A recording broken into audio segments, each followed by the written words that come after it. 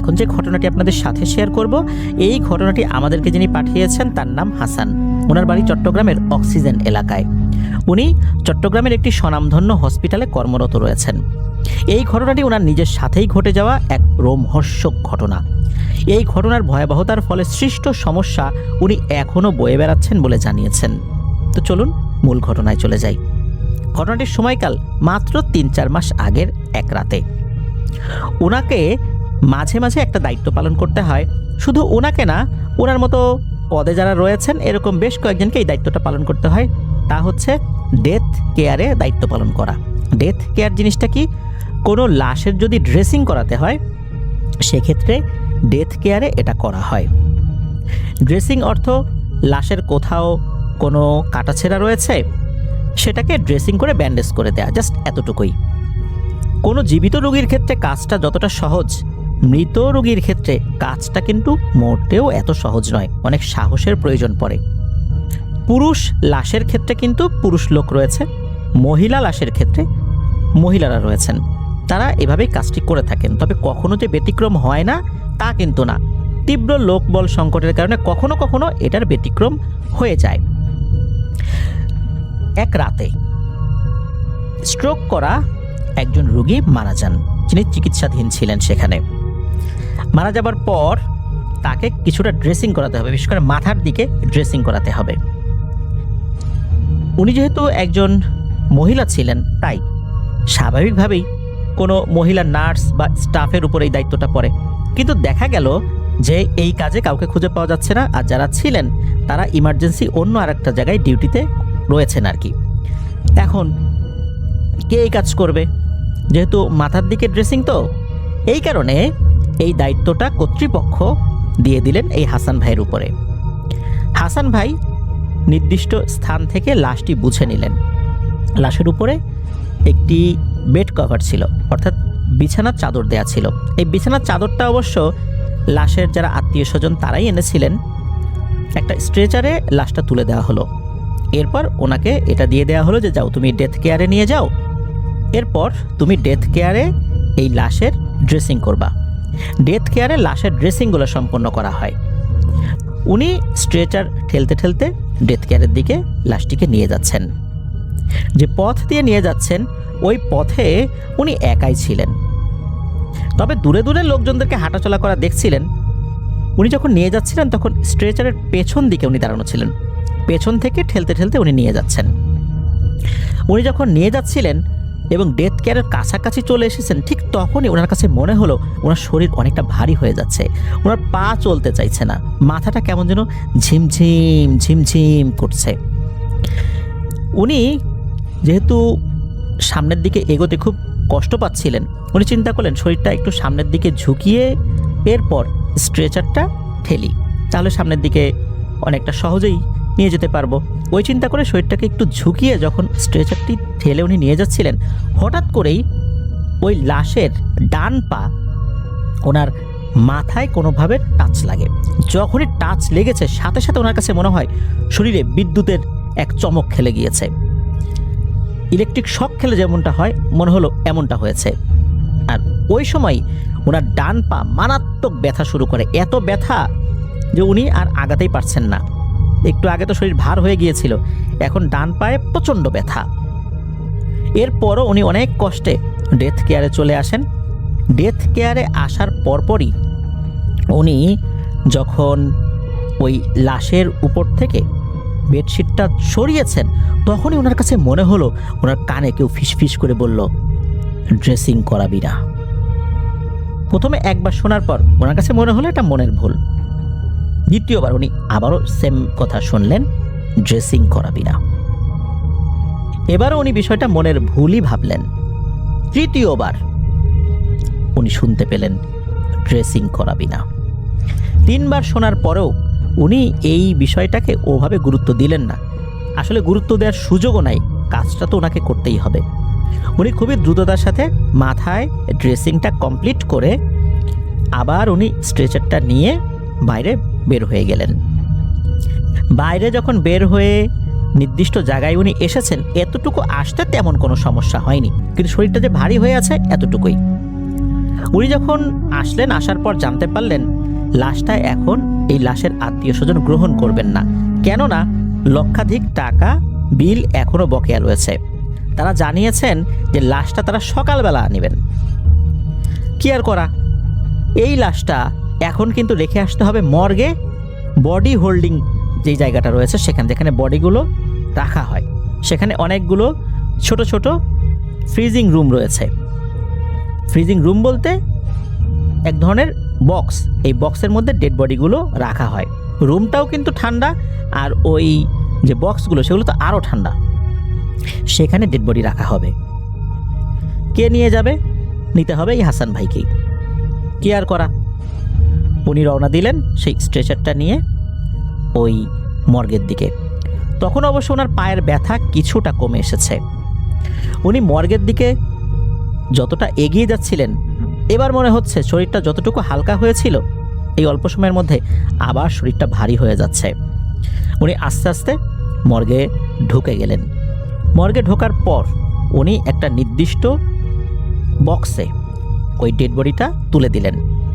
এরপর উনি যে কাজটি করলেন সেটা হলো লাশের উপরে থাকা যেই বেডশিটটা ছিল এটা ভাঁজ করলেন, ভাঁজ করে ছোট করে ফেললেন। তারপর উনি এই বেডশিটটা ওই লাশের বুকের উপরে রেখে দিলেন, কেননা সকালবেলা যখন এই ডেড বডিটা এখান থেকে বের করা হবে, ডেড বডিটা তো ঢেকে রাখতে হবে, এই বেডশিটটা দিয়েই উনি ঢেকে রাখবেন এরকম চিন্তাটা করেছিলেন। এরপর উনি বের হয়ে এসেছেন। বের হয়ে আসার পর উনি ওনার ডিউটিতে চলে গেছেন। তখনও কিন্তু ওনার পায়ে ব্যথা করছিল, তবে সেটা কমে এসেছিল। যখন ভোর 4টার মতো বাজে, এমন সময় হসপিটালের একজন দায়িত্বশীল ব্যক্তি ওনাকে জানালেন যে আত্মীয় স্বজন চলে এসেছে, তারা হসপিটালের বিল সম্পূর্ণরূপে পরিশোধ করে দিয়েছে, তারা এখনই লাশটা নিয়ে যাবে। যদিও বা তাদের সকাল আসার কথা ছিল, তারা হয়তো বা দ্রুতই টাকা গুছিয়ে ফেলেছেন, এই জন্য এখনই নিয়ে যাবেন। যেহেতু লাশ নিয়ে যাবেন, লাশটা তো আবার নিয়ে আসতে হবে। এবারও কিন্তু হাসান ভাইকে গিয়েই সেই ডেড বডিটা আনতে হবে। উনি এবার সেই মর্গে চলে গেলেন, যেখানে উনি নিজেই ডেড বডিটা রেখেছিলেন। উনি যখনই মর্গে ঢুকেছেন, হঠাৎ করে ওনার কাছে মনে হলো ওনার মাথা এলোমেলো হয়ে গেছে, ওনার বডির উপর আর কোনো কন্ট্রোল নাই। উনি কি করছেন না করছেন মনে হচ্ছে আধো ঘুম আধো জাগ্রত অবস্থায় কিছু একটা করছেন। কি করছেন বুঝতে পারছেন না, তবে এতটুকু ওনার মনে আছে, উনি যখন ওই বক্সটা খুলেছিলেন তখন উনি দেখলেন ওই বক্সের ভেতরে যেই ডেড বডিটা উনি রেখেছিলেন, সেই ডেড বডির উপরে যেই বেডশিটটা উনি ভাঁজ করে রেখেছিলেন সুন্দর করে, এই বেডশিটটা বেশ এলোমেলো কুচিমুচি হয়ে আছে। মনে হচ্ছে কেউ এটা বের করে একদম একটা ডলা করে কুচিমুচি করে ওখানে রেখে দিয়েছে। এটা দেখে তো উনি বেশ অবাক। এটা যে আধো ঘুম আধো জাগ্রত অবস্থায় দেখে এরকমটা মনে হয়েছিল তা কিন্তু না। এটা যখন উনি দেখেছিলেন তখনও মোটামুটি ওনার একটা সেন্স ছিল। এরপর ওনার মনে আছে উনি সেটা ভাঁজ করে আবার লাশের উপরে রেখেছিলেন, বডির উপরে। তারপর এটাকে আবার খুলে উনি আবার লাশের উপরে রেখে দিয়েছিলেন, কেন ওটা ভাঁজ করে রাখলে তো হবে না, লাশটাকে তো আবার নিয়ে যেতে হবে। উনি স্ট্রেচার নিয়ে যখন বাইরে বের হলেন তখন ওনার কাছে মনে হলো যে উনি একটু স্বাভাবিক। এতক্ষণ উনি আধো ঘুম আধো জাগ্রত অবস্থায় কাজটি করেছেন বলে ওনার কাছে মনে হলো। এরপর স্ট্রেচার ঠেলতে ঠেলতে উনি যখন নির্দিষ্ট জায়গায় আসলেন যেখানে লাশের আত্মীয় স্বজন অপেক্ষা করছিলেন, সেখানে আসার পর উনি একটু স্বাভাবিক। তখন মোটামুটি মনে হলো যে উনি আর আধো ঘুম আধো জাগ্রত অবস্থায় নাই, পুরোপুরি নিজের নিয়ন্ত্রণে আছেন। লাশের একজন আত্মীয় উনি বলে উঠলেন যে লাশের মুখটা আমাদেরকে একটু দেখান না।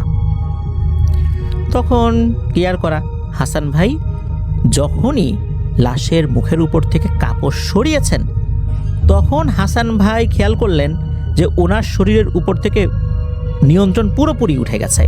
উনি একদম ফ্রিজ হয়ে গিয়েছেন, উনি নড়তে পারছেন, একদম একটা মূর্তির মতো দাঁড়িয়ে আছেন। এমনকি উনি ওনার চোখের পলকও ফেলতে পারছেন না, জোর করেও পলক ফেলতে পারছেন না, এমন একটা অবস্থা।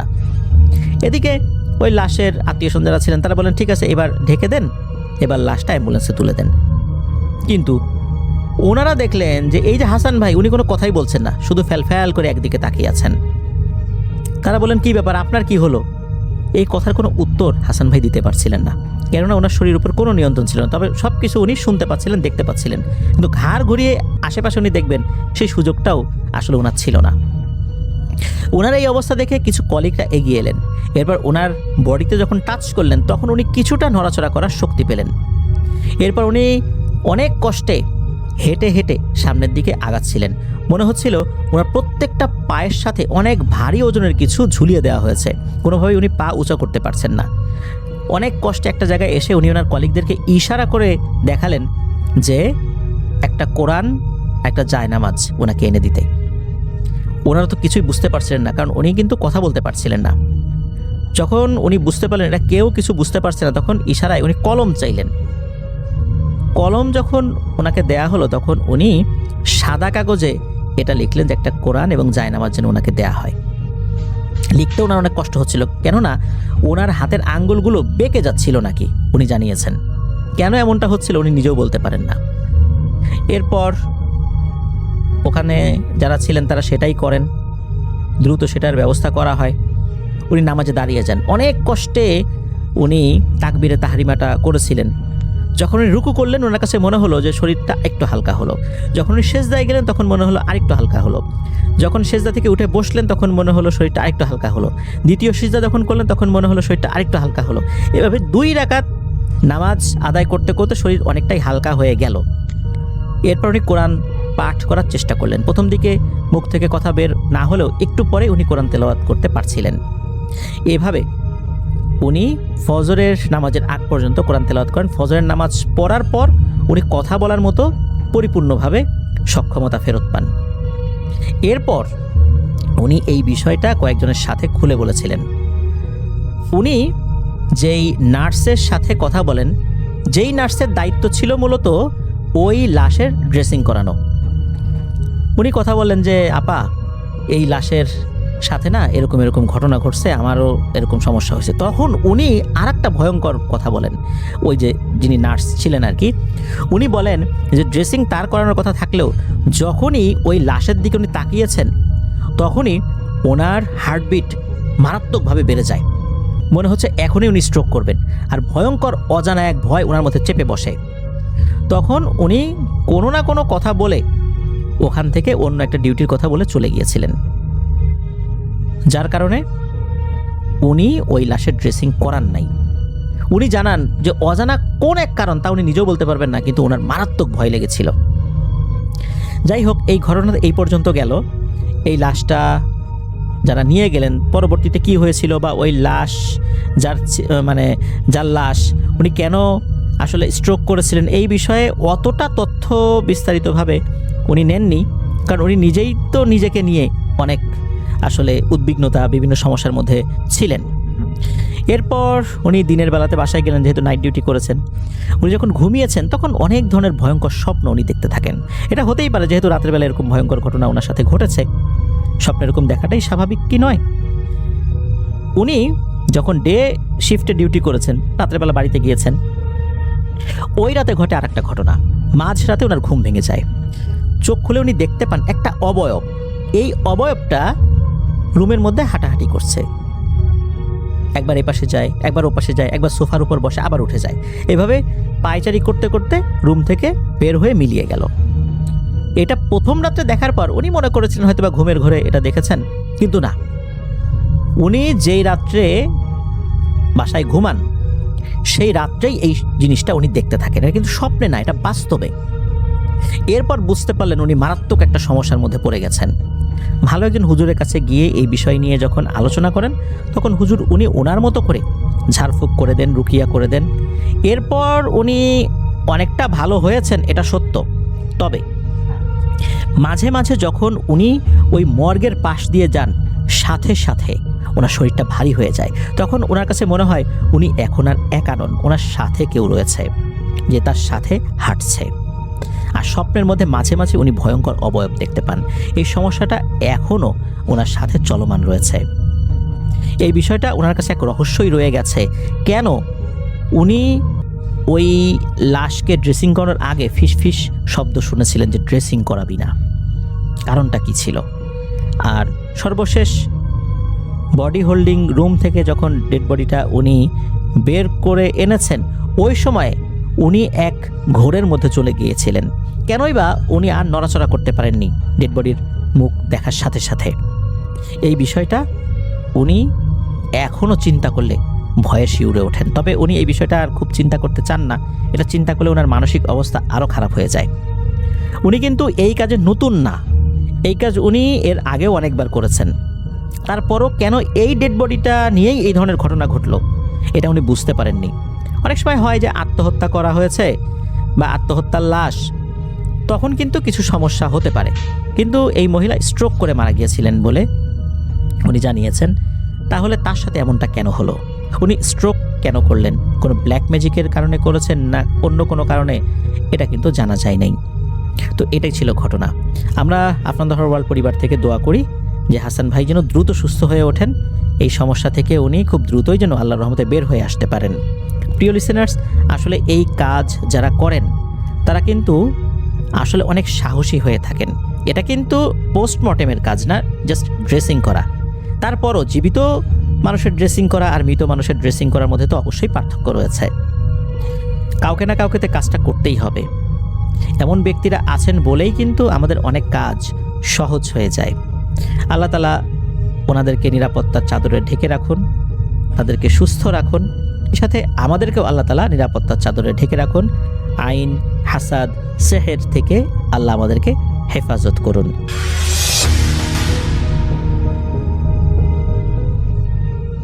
এই ঘটনাটা হচ্ছে সাইদুল হাসানের ঘটনা।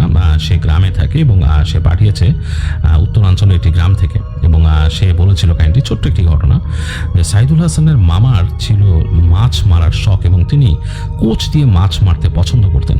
এবং সে নাকি খুব একটা আজব কারণে যেটা করতো যে সে মাছ মারতো রাতের বেলা, বিশেষ করে যখন চাঁদ উঠতো।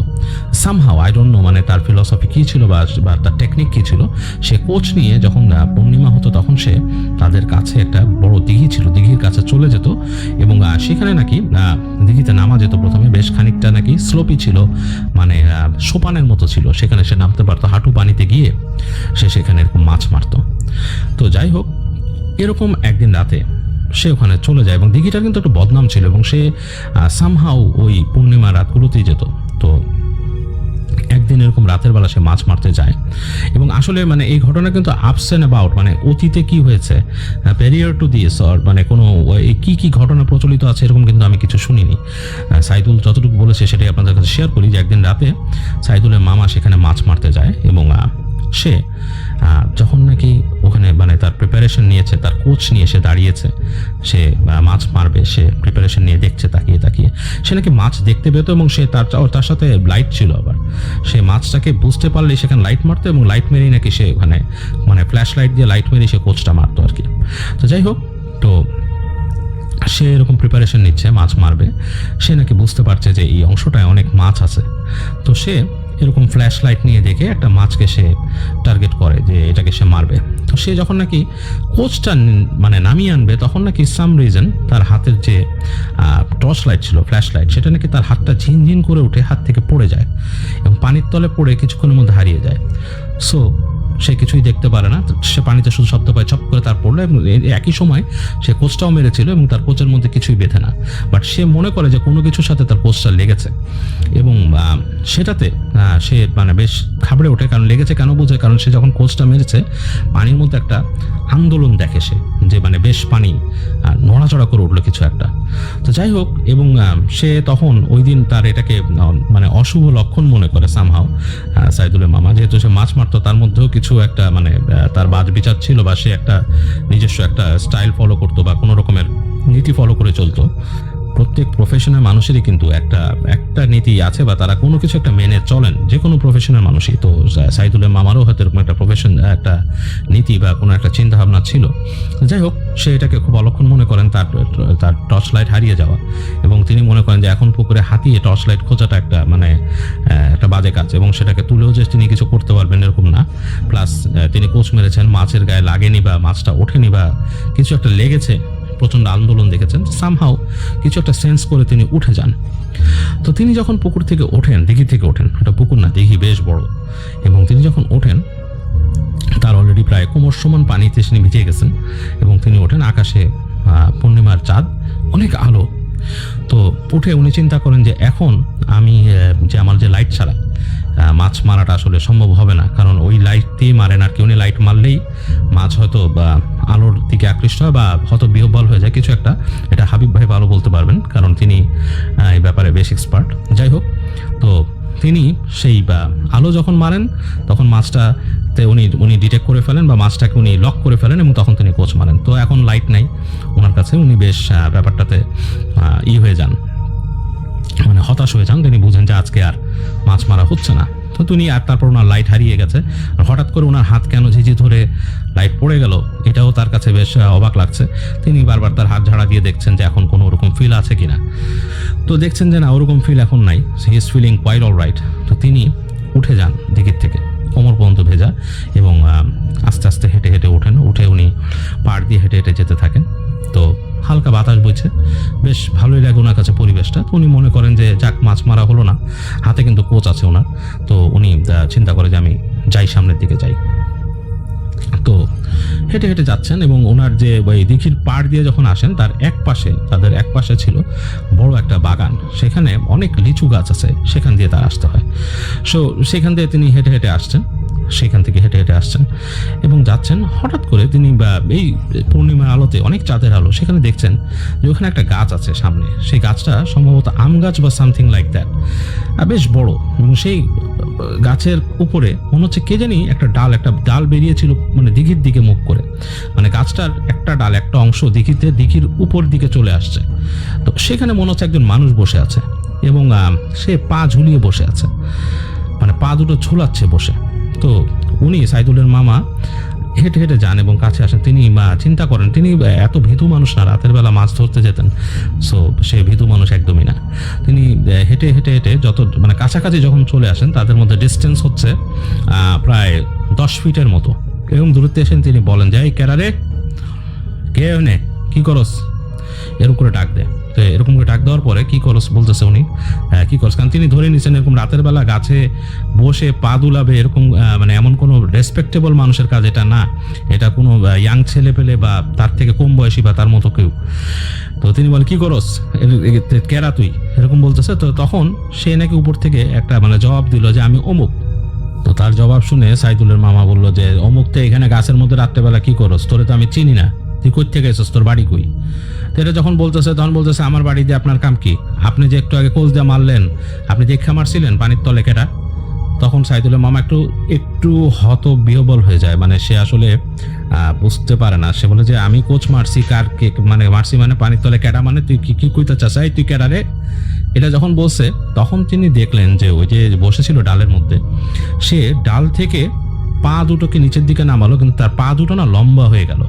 মানে পায়ের যে নিচের অংশটা, সেই দুটো লম্বা হয়ে মাটি স্পর্শ করলো এবং মানে বেশ ভয়ঙ্করভাবেই, মানে এই জিনিসটা যদি চিন্তা করেন খুব ভয়ঙ্কর। ডালের উপর বসেছিল, পা দুটো লম্বা করে মাটিতে দিল এবং তারপর একটা লাফ দিল। মানে তার পা কিন্তু অনেক লম্বা, এবং একটা লাফ দিল ঠিক সাইদুলের মামার কাছে এসে পড়লো এবং আরেকটা পা দিয়ে সাইদুলের মামাকে প্রচন্ড জোরে একটা গুতা মারলো তার পায়ের অংশটা দিয়ে, এবং সাইদুলের মামা ছিটকে পড়লো। পড়ার পরে দেখলো যে সেই জিনিসটা, মানে সেটা আসলে আর মানুষ বলাই যায় না। সে লাফ দিয়ে চলে গেল নদীর, মানে দিঘির একদম পাড়ে, এবং ওইখান থেকে এক লাফ দিয়ে পানিতে পড়লো। তো পানিতে যখন সে পড়লো, সে পা দুটোকে খেয়াল করলো ভালো মতন, যে পাগুলো এই লম্বা লম্বা, মানে তার পায়ের হাঁটু থেকে নিচের অংশটা লম্বা এরকম, এবং পায়ের যে পিছনের অংশটা সেটা বাঁকানো। তো এটা দেখে সাইদুলের মামা প্রচন্ড ভয় পেয়ে, একে তো সে ছিটকে পড়ে গেছে পায়ের গুতা খেয়ে, এবং সে থরথর করে কাঁপছিল এবং তার প্রচন্ড ভয় লাগে, এবং তিনি অনুমতে উঠে দৌড় দেন এবং দৌড় দিয়ে তিনি তার বাসায় চলে আসেন। বাসায় এসে উঠানে এসে চিৎকার করে তিনি পড়ে যান। তো বাসার মানুষজন তখন তাকে বাসার মধ্যে নিয়ে যায়, বাসার মধ্যে নিয়ে শুশ্রূষা করে এবং করে। তো ওই দিন রাতে তার প্রচণ্ড জ্বর আসে, তিনি অসুস্থ হয়ে যান এবং তার এমন অসুস্থ হন যে তাকে হাসপাতালে নিতে হয়। এবং সে যে তাকে যে লাথি মেরে গেছিল বা পা দিয়ে বাড়ি মেরে গেছিল, এই কারণে তার পাঁজরের এখানে, মানে তার যে বুকের পাঁজরে এখানে দুটো হাড্ডি ভেঙে গেছিল। তো সেটারও চিকিৎসা করা হয় এবং অনেক দিন তাকে নাকি চিকিৎসা করা হয়েছে, এবং তাকে ওঝা দিয়ে বিভিন্ন রকম ফকির দিয়ে চিকিৎসা করা হয়েছে। পরে তাকে ওখানকার একজন মৌলানার কাছে নিয়ে যান, যিনি বড় মৌলানা। তিনি দোয়া দরুদ পড়ে বলেন যে রাতের বেলা এরকম মাছ শিকার করতে গেছে, ওখানে যে আজে বাজে জিনিস দেখছে এবং তাকে সে আঘাত করছে। সম্ভবত সে যে তার কোচটা আছে, কোচটা দিয়ে আঘাত করছিল, এবং এই কারণেই তাকে সে লাথি মেরে গেছে ওখান থেকে। আরও ক্ষতি করতে পারতো, কিন্তু সাইদুলের মামা অসম্ভব সাহসী ছিল বলে সে মানে বেশি ক্ষতি করতে পারেনি। বাট সে যদি ভীতু হতো হয়তো তাকে পানিতেই ডুবিয়ে মেরে ফেলতো। তো যাই হোক, এটা ছিল সাইদুলের কাহিনী। এবং সেই সাইদুলের কাহিনীতে কিন্তু সেই পুকুরের অতীতের কোনো ইতিহাস নাই, সেই দিঘির অতীতের কোনো ইতিহাস নাই। তো যাই হোক, এটা ছিল সাইদুলের কাহিনী। আমরা এখন চলে যাবো আরেকটা কাহিনীতে, এবং এই কাহিনীটাও গ্রামেরই একটি কাহিনী, এবং এই কাহিনীটা আমাদের সাথে শেয়ার করেছেন সুমি খুলনা থেকে। তখন ছিল নবান্ন সময়। তখনকার সময় মানুষের ফসল বাড়িতে তুলতো মানুষ, এবং দেখা যেত এই ফসল প্রসেস করতে করতে সন্ধ্যা হয়ে যেত। গ্রামে যেখানে মানুষ খুব আর্লি ঘুমিয়ে পড়ে, তখন আর্লি ঘুমানো হতো না, বেশ রাত হয়ে যেত। তো বাড়ির মেয়েরা কাজ করতো। তো এরকম একটা সময় সুমির এক ফুপু, তিনি বাসায় এরকম কাজ করছিলেন, তাদের সাথে ধান নিয়ে কিছু একটা কাজ করছিলেন। এবং এই কাজ করার সময় তারা 3-4 জন মিলে করছেন, এবং একটা সময় তার বেশ মানে তার একটু প্রকৃতির ডাকে সাড়া দেওয়ার প্রয়োজন পড়ে, এবং তিনি সবাইকে বলে একটু চলে যান সেখান থেকে। এবং তিনি ওখানে যে যান এবং চলে যান, একটু পরে তারা সবাই ওখান থেকে একটা সাউন্ড পান যে তিনি পড়ে গেছেন, বা ধূপ ধাপ করে একটা সাউন্ড হয়। এবং সেই সাউন্ড শুনে সাথে যারা কাজ করছিল তারা যায়, যে তাকে ওখানে পান, তিনি অজ্ঞান হয়ে পড়ে আছেন। তাকে তুলে নিয়ে আসা হয়, এবং তুলে নিয়ে আসার পর দেখা যাচ্ছে যে তিনি বাসায় আসার পরই যখন হুঁশ ফিরে, তখন তিনি প্রচণ্ড হাসছেন, এবং তিনি উদ্ভট আচরণ করছেন, এবং গালাগালি করছেন, এবং তার যে মানে আচরণগুলো সব ভয়ঙ্কর হয়ে গেছে, হাত পা বাঁকা করে চলছেন। তো সবাই বুঝে যে তাকে কিছু একটা পজেস করেছে। তো তাকে বাসার মধ্যে সবাই মিলে বেঁধে রেখে তারা রাতের বেলা অনেক চেষ্টা করে, কিন্তু কোনো লাভ হয় না। তিনি মানে প্রচণ্ড রকমের তার শক্তি চলে আসে, তিনি মানে বাসার যেই চকিতে তাকে বেঁধে রাখা হয়েছিল প্রায় সেটাকে ভেঙে ফেলছে। তো দেখা যাচ্ছে যে সেই গভীর রাত হয়ে গেছে, সে আর ঘুমাচ্ছে না, সে গোঙাচ্ছে, এবং এমন এমন সাউন্ড করছে, এমন এমন কথা বলছে যে সে মানে ভয় পাচ্ছে, এবং ওনার সাথে ওই রুমে আর কেউ থাকতে রাজি না। সুমির যে ফুপা ছিল তিনিও সেই রুমে আর থাকতে রাজি না, আর তিনিও ওখান থেকে মানে বলতেছে যে তার বউর সাথে তিনি থাকবেন না ওই রুমে। তো সবাই বারান্দায় চলে আসেন, বারান্দায় এসে থাকেন, এবং রাতটা কোনো মতে পার হয়। আর সুমির যে ফুপু ছিলেন তিনি মানে নির্ঘুম রাতেই এরকম সারা রাত গড়গড় করেছেন, এবং তার কোনো ঘুম নেই, রেস্ট নেই, যেই যাচ্ছে সেরকম করছে। তো সকালবেলা ফজরের পরে তারা যেটা করে, যে গ্রামের যে মসজিদের যিনি হুজুর আছেন তাকে ডেকে নিয়ে আসেন। তো তিনি বাসায় আসেন, এবং তিনি এসে সবাইকে বলেন যে আসলে কি হয়েছিল। তো ঘটনাটা বলে যে উনি এরকম কাজ করছিল রাতের বেলা, বাট তখন তাকে এরকম তিনি বাথরুমে যান, তারপর এরকম। তো উনি বুঝেন যে এখানে ওনাকে পজেস করা হয়েছে। তো তিনি যান রুমে, এবং তিনি ওনার মানে তার হাজবেন্ডকে নিয়ে যান, বলে যে আসেন আমি দেখছি। তো ব্যাপারটা কিন্তু কাহিনীটা আমার কাছে স্পেশাল কেন লেগেছে সেটা আমি বলছি আপনাদের কাছে যদি মানে অ্যাকচুয়ালি মনে হয় যে এটা একটা নর্মাল পজিশনের কাহিনীটা কিন্তু আমার কাছেও এরকমই লাগছিল ফার্স্টে, বাট কাহিনীটার বাকি অংশ শোনার পর আর সেরকম লাগবে না। তো যেটা হয়, সেই হুজুর যান রুমের ভেতরে, মানে সুমির ফুপাকে নিয়ে ঢোকেন ভেতরে, এবং ঢোকার পরে তিনি দোয়া পড়ে দিন তাড়ানো শুরু করেন। তো যেটা হয়, সুমি জিনিসটা দেখছিল, তখন কিন্তু সকাল হয়েছে, মানে ফজরের পরে যখন যেই সময়টা নামাজ পড়া আর নিষেধ হয়ে যায় সেই সময়টা তখন মানে সেই সকালের সময়টা শুরু হয়েছে আর কি। তো এই সময় যখন নাকি ওই হুজুর ভিতরে যান এবং তিনি দোয়া পড়ছেন, এবং সুমি তখন তাদের যে ঘরটা, তাদের ঘর থেকে সে দেখছে তাদের ঘরটা ছিল ঠিক ওই মানে তার যে ফুপার ঘরটা সেখান থেকে সামনাসামনি, মানে মুখোমুখি, মাঝখানে একটা উঠোনের ওই পারে হচ্ছে তাদের ফুপুর ঘর, আর এই পারে হচ্ছে তাদের ঘর। তো সুমি জানলা দিয়ে দেখছে, কারণ সারা রাত তাদের এই মানে বাসার যে গন্ডগোল, এই জিনিসগুলা সে পরিলক্ষিত করছে। বাসার মধ্যে সবাই হইচইয়ের মধ্যে ছিল, এবং সুমির বাবা মাও বেশ এই ব্যাপারে বেশ মানে চিন্তিত ছিল। তো যাই হোক, সুমি এখান থেকে দেখছে জানলা দিয়ে যে কি হয়। তো হুজুরকে নিয়ে ঢুকছে, এবং দেখতেছে যে ওখানে এক্সারসাইজম হচ্ছে ভিতরে, এবং মানে কথাবার্তার অস্পষ্ট বা কথা ভেসে আসছে যে তুই যাবি না, ইত্যাদি ইত্যাদি আর কি। তো সুমি শুনতে, সে ছোট মানুষে তখন স্কুলে পড়ে, তার বেশ ভয়ও লাগছে, সে চিন্তা করছে ঘটনাটা কি। তো একটা সময় যেটা হয়, প্রচণ্ড জোরে চিৎকার শুনে সে, এবং সব কোয়াইট হয়ে যায়। তার ফুপুর একটা চিৎকার শুনে, এবং দেখে তারপর কোয়াইট সব। তো সুমি চিন্তা করতে থাকে যে কি হলো, এখন কি সবই হয়েছে। তো এই সময় সুমি খেয়াল করে যে ওই তার ফুপুর যে বাসার দরজা দিয়ে একটা বুড়ি বের হচ্ছে, অপরিচিত একটা বুড়ি, এবং সেই বুড়িটা হচ্ছে মানে কুজো হয়ে হাঁটছে, এবং বুড়িটার মাথায় কোনো কাপড় নেই, সে এক প্যাচে একটা শাড়ি পরে আছে, এবং মানে শুধু শাড়িটাকেই এক প্যাচে পেঁচিয়ে রেখেছে সারা শরীরে, এবং সে চুলগুলো সাদা, পুরো মানে মানে ফিনফিনে সাদা, এবং বেশ উস্কো খুস্কো কুচকো মানে কোচকানো চেহারা, মুখটাও কোচকানো। সে ডানে বামে তাকাচ্ছে, এবং সে কুজো হয়ে বেরোলো দরজা দিয়ে, বের হয়ে এদিক ওদিক তাকাচ্ছে, এবং সে যে তাদের যে মানে উপরে মানে তাদের যে মানে বাসাটা, তার যে ফুপুর যে ঘরটা, সেটা কিন্তু একটু উঁচু, হ্যাঁ, মানে দেখবেন যে উঠান থেকে প্রায় 1 ফিটের মতো উঁচু থাকে, 1-1.5 ফিট উঁচু থাকে। সেইখানে সে সিঁড়ি দিয়ে নামলো না, সে লাফ দিয়ে নামলো অতটুকু জায়গা, এবং লাফ দিয়ে নেমে সে লাফিয়ে লাফিয়ে চলে যাচ্ছে, ডানে বামে তাকাচ্ছে শুধু।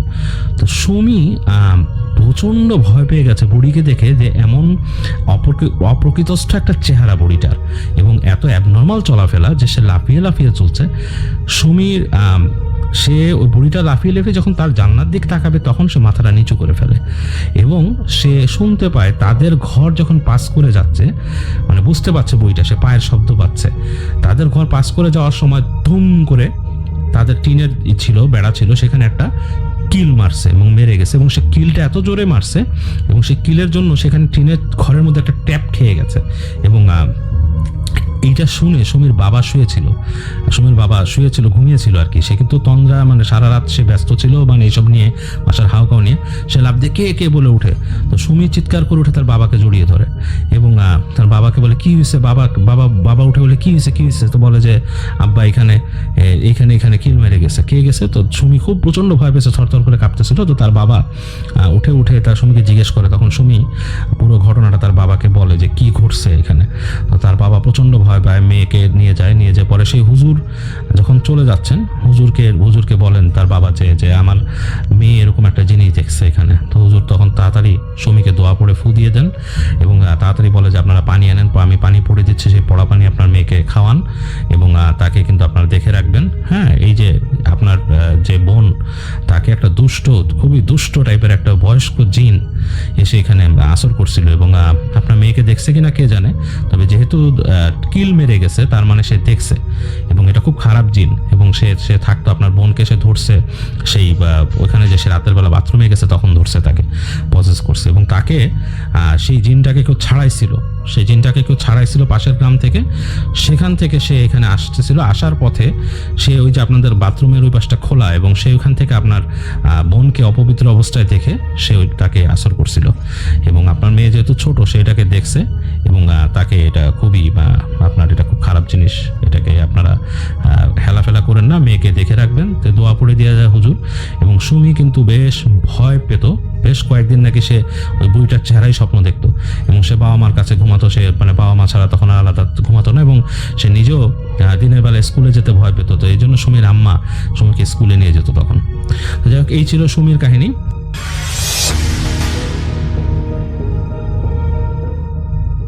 প্রিয় লিসেনার্স, চলুন চলে যাই মূল ঘটনাতে।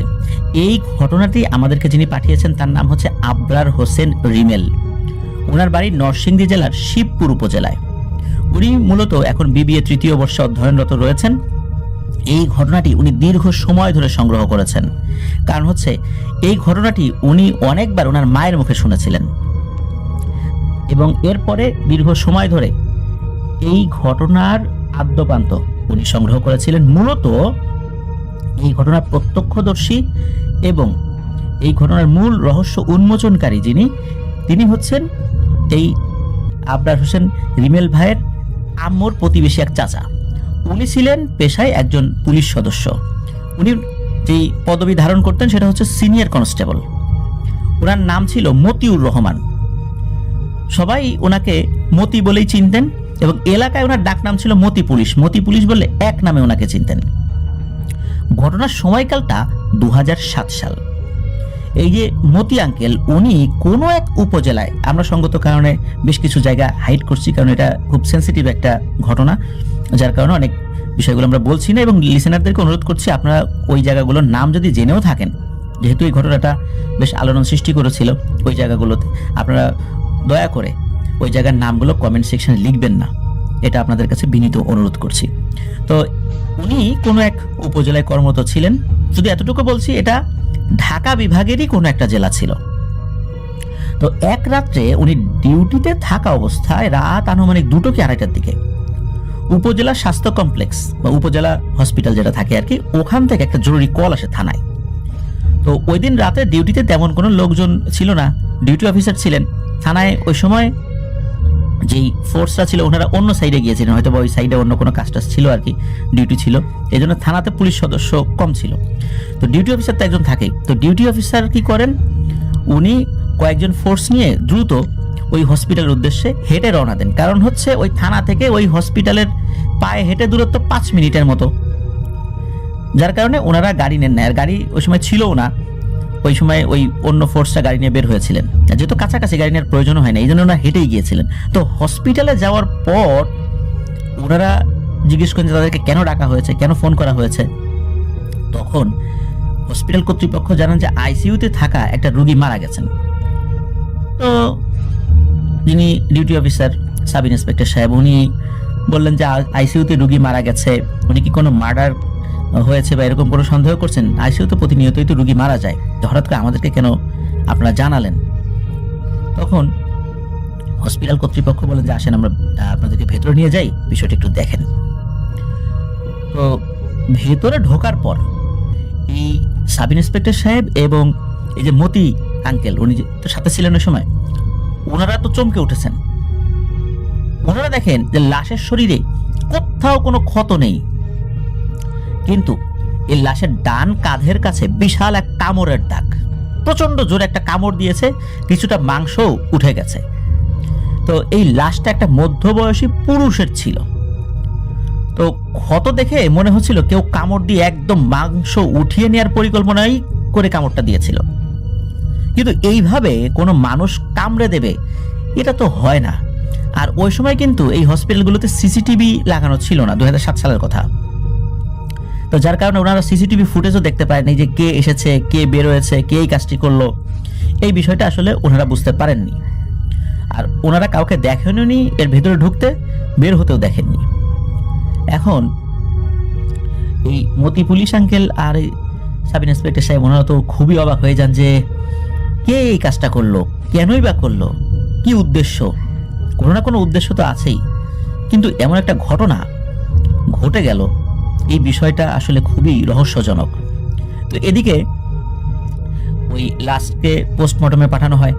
এখন যেই রুগীটা ওখানে ছিল তার স্বজনদেরকেও খবর দেওয়া হয়। এখন স্বজনরা আসার পর এই কথা শুনে তারা তো খুব ক্ষিপ্ত হয়ে যান যে তার অবস্থা খারাপ ছিল ঠিক আছে, কিন্তু মারা যাবে এমন অবস্থা তারা আসলে কল্পনাও করতে পারেন নাই।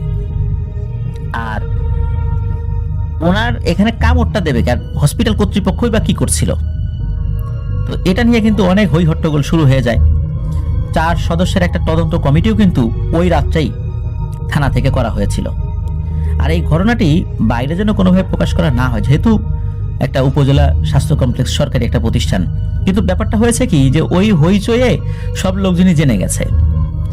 হসপিটাল কর্তৃপক্ষ ব্যাপক তদন্ত শুরু করে, কিন্তু এর কোনো কুল কিনারা করতে পারে না যে হলোটা কি আসলে।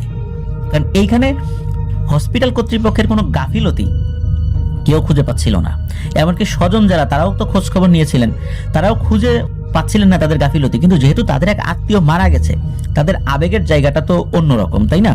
তো ওই জায়গা থেকে ওনারা ক্ষিপ্ত হবেন, এটাই স্বাভাবিক। কিন্তু ওনারাও বুঝতে পারছিলেন যে কোনো স্বাভাবিক মানুষের পক্ষে এটা করা সম্ভব না। কিন্তু তাহলে করলোটাকে, এটা তারা তো জানতে চান, তারা একটা সুষ্ঠু তদন্ত চান, তাই না? তো যাই হোক, 2007 সালে এরকম একটা ঘটনা, এটা তো অনেক আগের ঘটনা না, এটা আসলে কেউ হজম করতে পারছিল না। এমনকি স্থানীয় পত্রপত্রিকাতেও এই ঘটনাটা প্রকাশিত হয়েছিল, কিন্তু ভিন্ন আঙ্গিকে প্রকাশিত হয়েছিল আর কি, মানে এই যে কামড় দিয়ে এটা সেটা এরকম কিছু না। আর পুলিশের উপরে চাপও বাড়তে থাকে। এক হচ্ছে এলাকার চাপ, তারপরে দেখা যাচ্ছে যে ঊর্ধ্বতন কর্মকর্তাদের চাপ, যে এটা কেন হলো, তোমরা একটু দেখো জিনিসটা। কিন্তু ওনারা কিন্তু এই বিষয়ে কোনো সুরাহা করতে পারছিলেন না। হসপিটালের অনেক কর্মচারীদেরকে ওনারা কিন্তু জেরা করেছিলেন, কিন্তু কোনো তথ্য পান নাই। ডাক্তার, নার্স, ওয়ার্ড বয়, ডোম সহ সবাইকে, কোনো ক্লু ওনারা খুঁজেই পাচ্ছেন না। যাই হোক, নিহত ব্যক্তির স্বজনরা থানায় মামলা করেন। তো এভাবে কেটে যায় 3 মাস। এদিকে কি হয়, এই যে মতি পুলিশ আঙ্কেল, উনি ওই থানা থেকে স্বাভাবিক নিয়মেই বদলি হয়ে চলে আসেন আর এক জেলার একটা থানায়। এরপর ওই ঘটনার কোনো খবর উনি পাননি, আর নিজে থেকে উনি নেন নাই, কারণ নতুন থানায় অনেক কাজ, আগের থানার ওই কাজগুলো নিয়ে আসলে ওনার খুব একটা ভাবনা চিন্তা করার সময়ও ছিল না।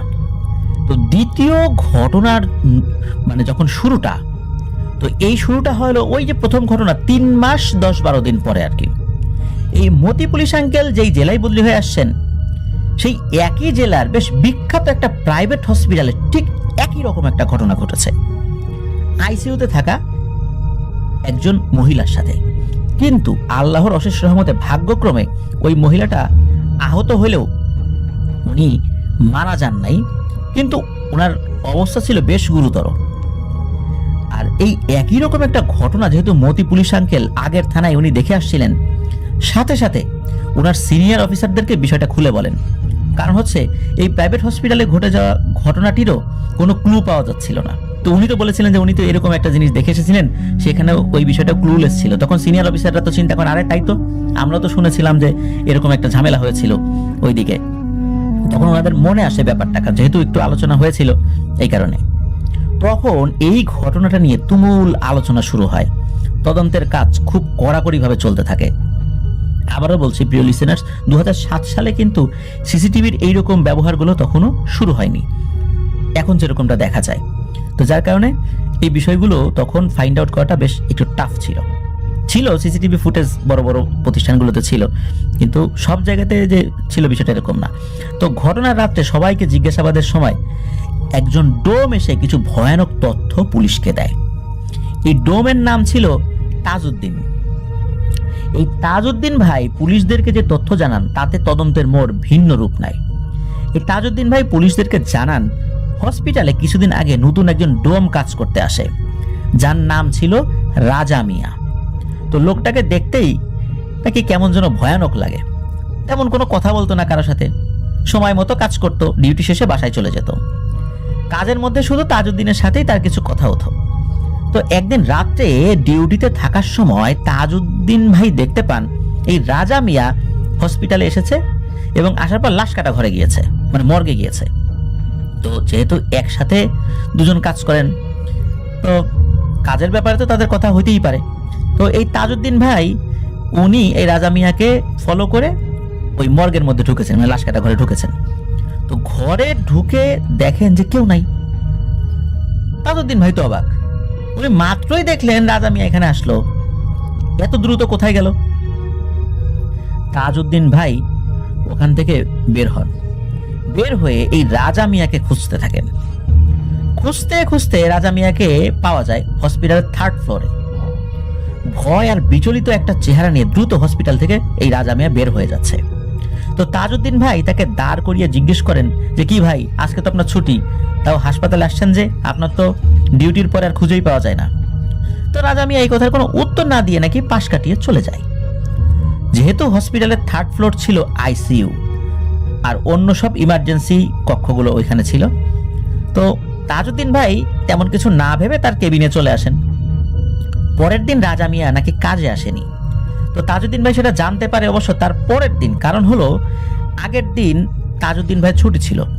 তো তার পরের দিন গিয়ে উনি জানতে পেরেছেন যে তার আগের দিন আর কি এই রাজা মিয়া কাজে আসে নাই। এর পরের দিন রাজা মিয়া কাজে আসে ঠিকই, কিন্তু রাজা মিয়াকে দেখতে শুকনো আর ক্লান্ত লাগছিল। তো রাজা মিয়াকে উনি জিজ্ঞেস করেন যে, কি ভাই, আপনার এমন দেখাচ্ছে কেন, শরীর টরীর ভালো নাই? বলে, হ্যাঁ, আমার তো আসলে শরীর ভালো যাচ্ছে না। কিন্তু তাজউদ্দিন ভাই কিছুতে বুঝতে পারছে না যে, আচ্ছা 2 দিন আগে রাজা মিয়াকে দেখলাম এমন, এই 2 দিনে রাজা মিয়া এতটা শুকিয়ে গেল কিভাবে? মানুষ অসুস্থ হতে পারে, অসুস্থ হয়ে শুকিয়ে যেতে পারে, তো বলে 2 দিনে এতটা শুকিয়ে যাবে, এও কি সম্ভব নাকি? তাজউদ্দিন ভাই রাজা মিয়াকে ওই দিন থেকে চোখে চোখে রাখছেন। তো মূল ঘটনার দিন হসপিটালে পোস্টমর্টমের জন্য একসাথে 2টো লাশ আসে। যেহেতু তাজউদ্দিন ভাই ডিউটিতে ছিলেন একা আর কাজের চাপ বেশি ছিল, তার জন্য রাজা মিয়াকে তার নাইট ডিউটি শুরু হওয়ার আগেই ডাকলেন।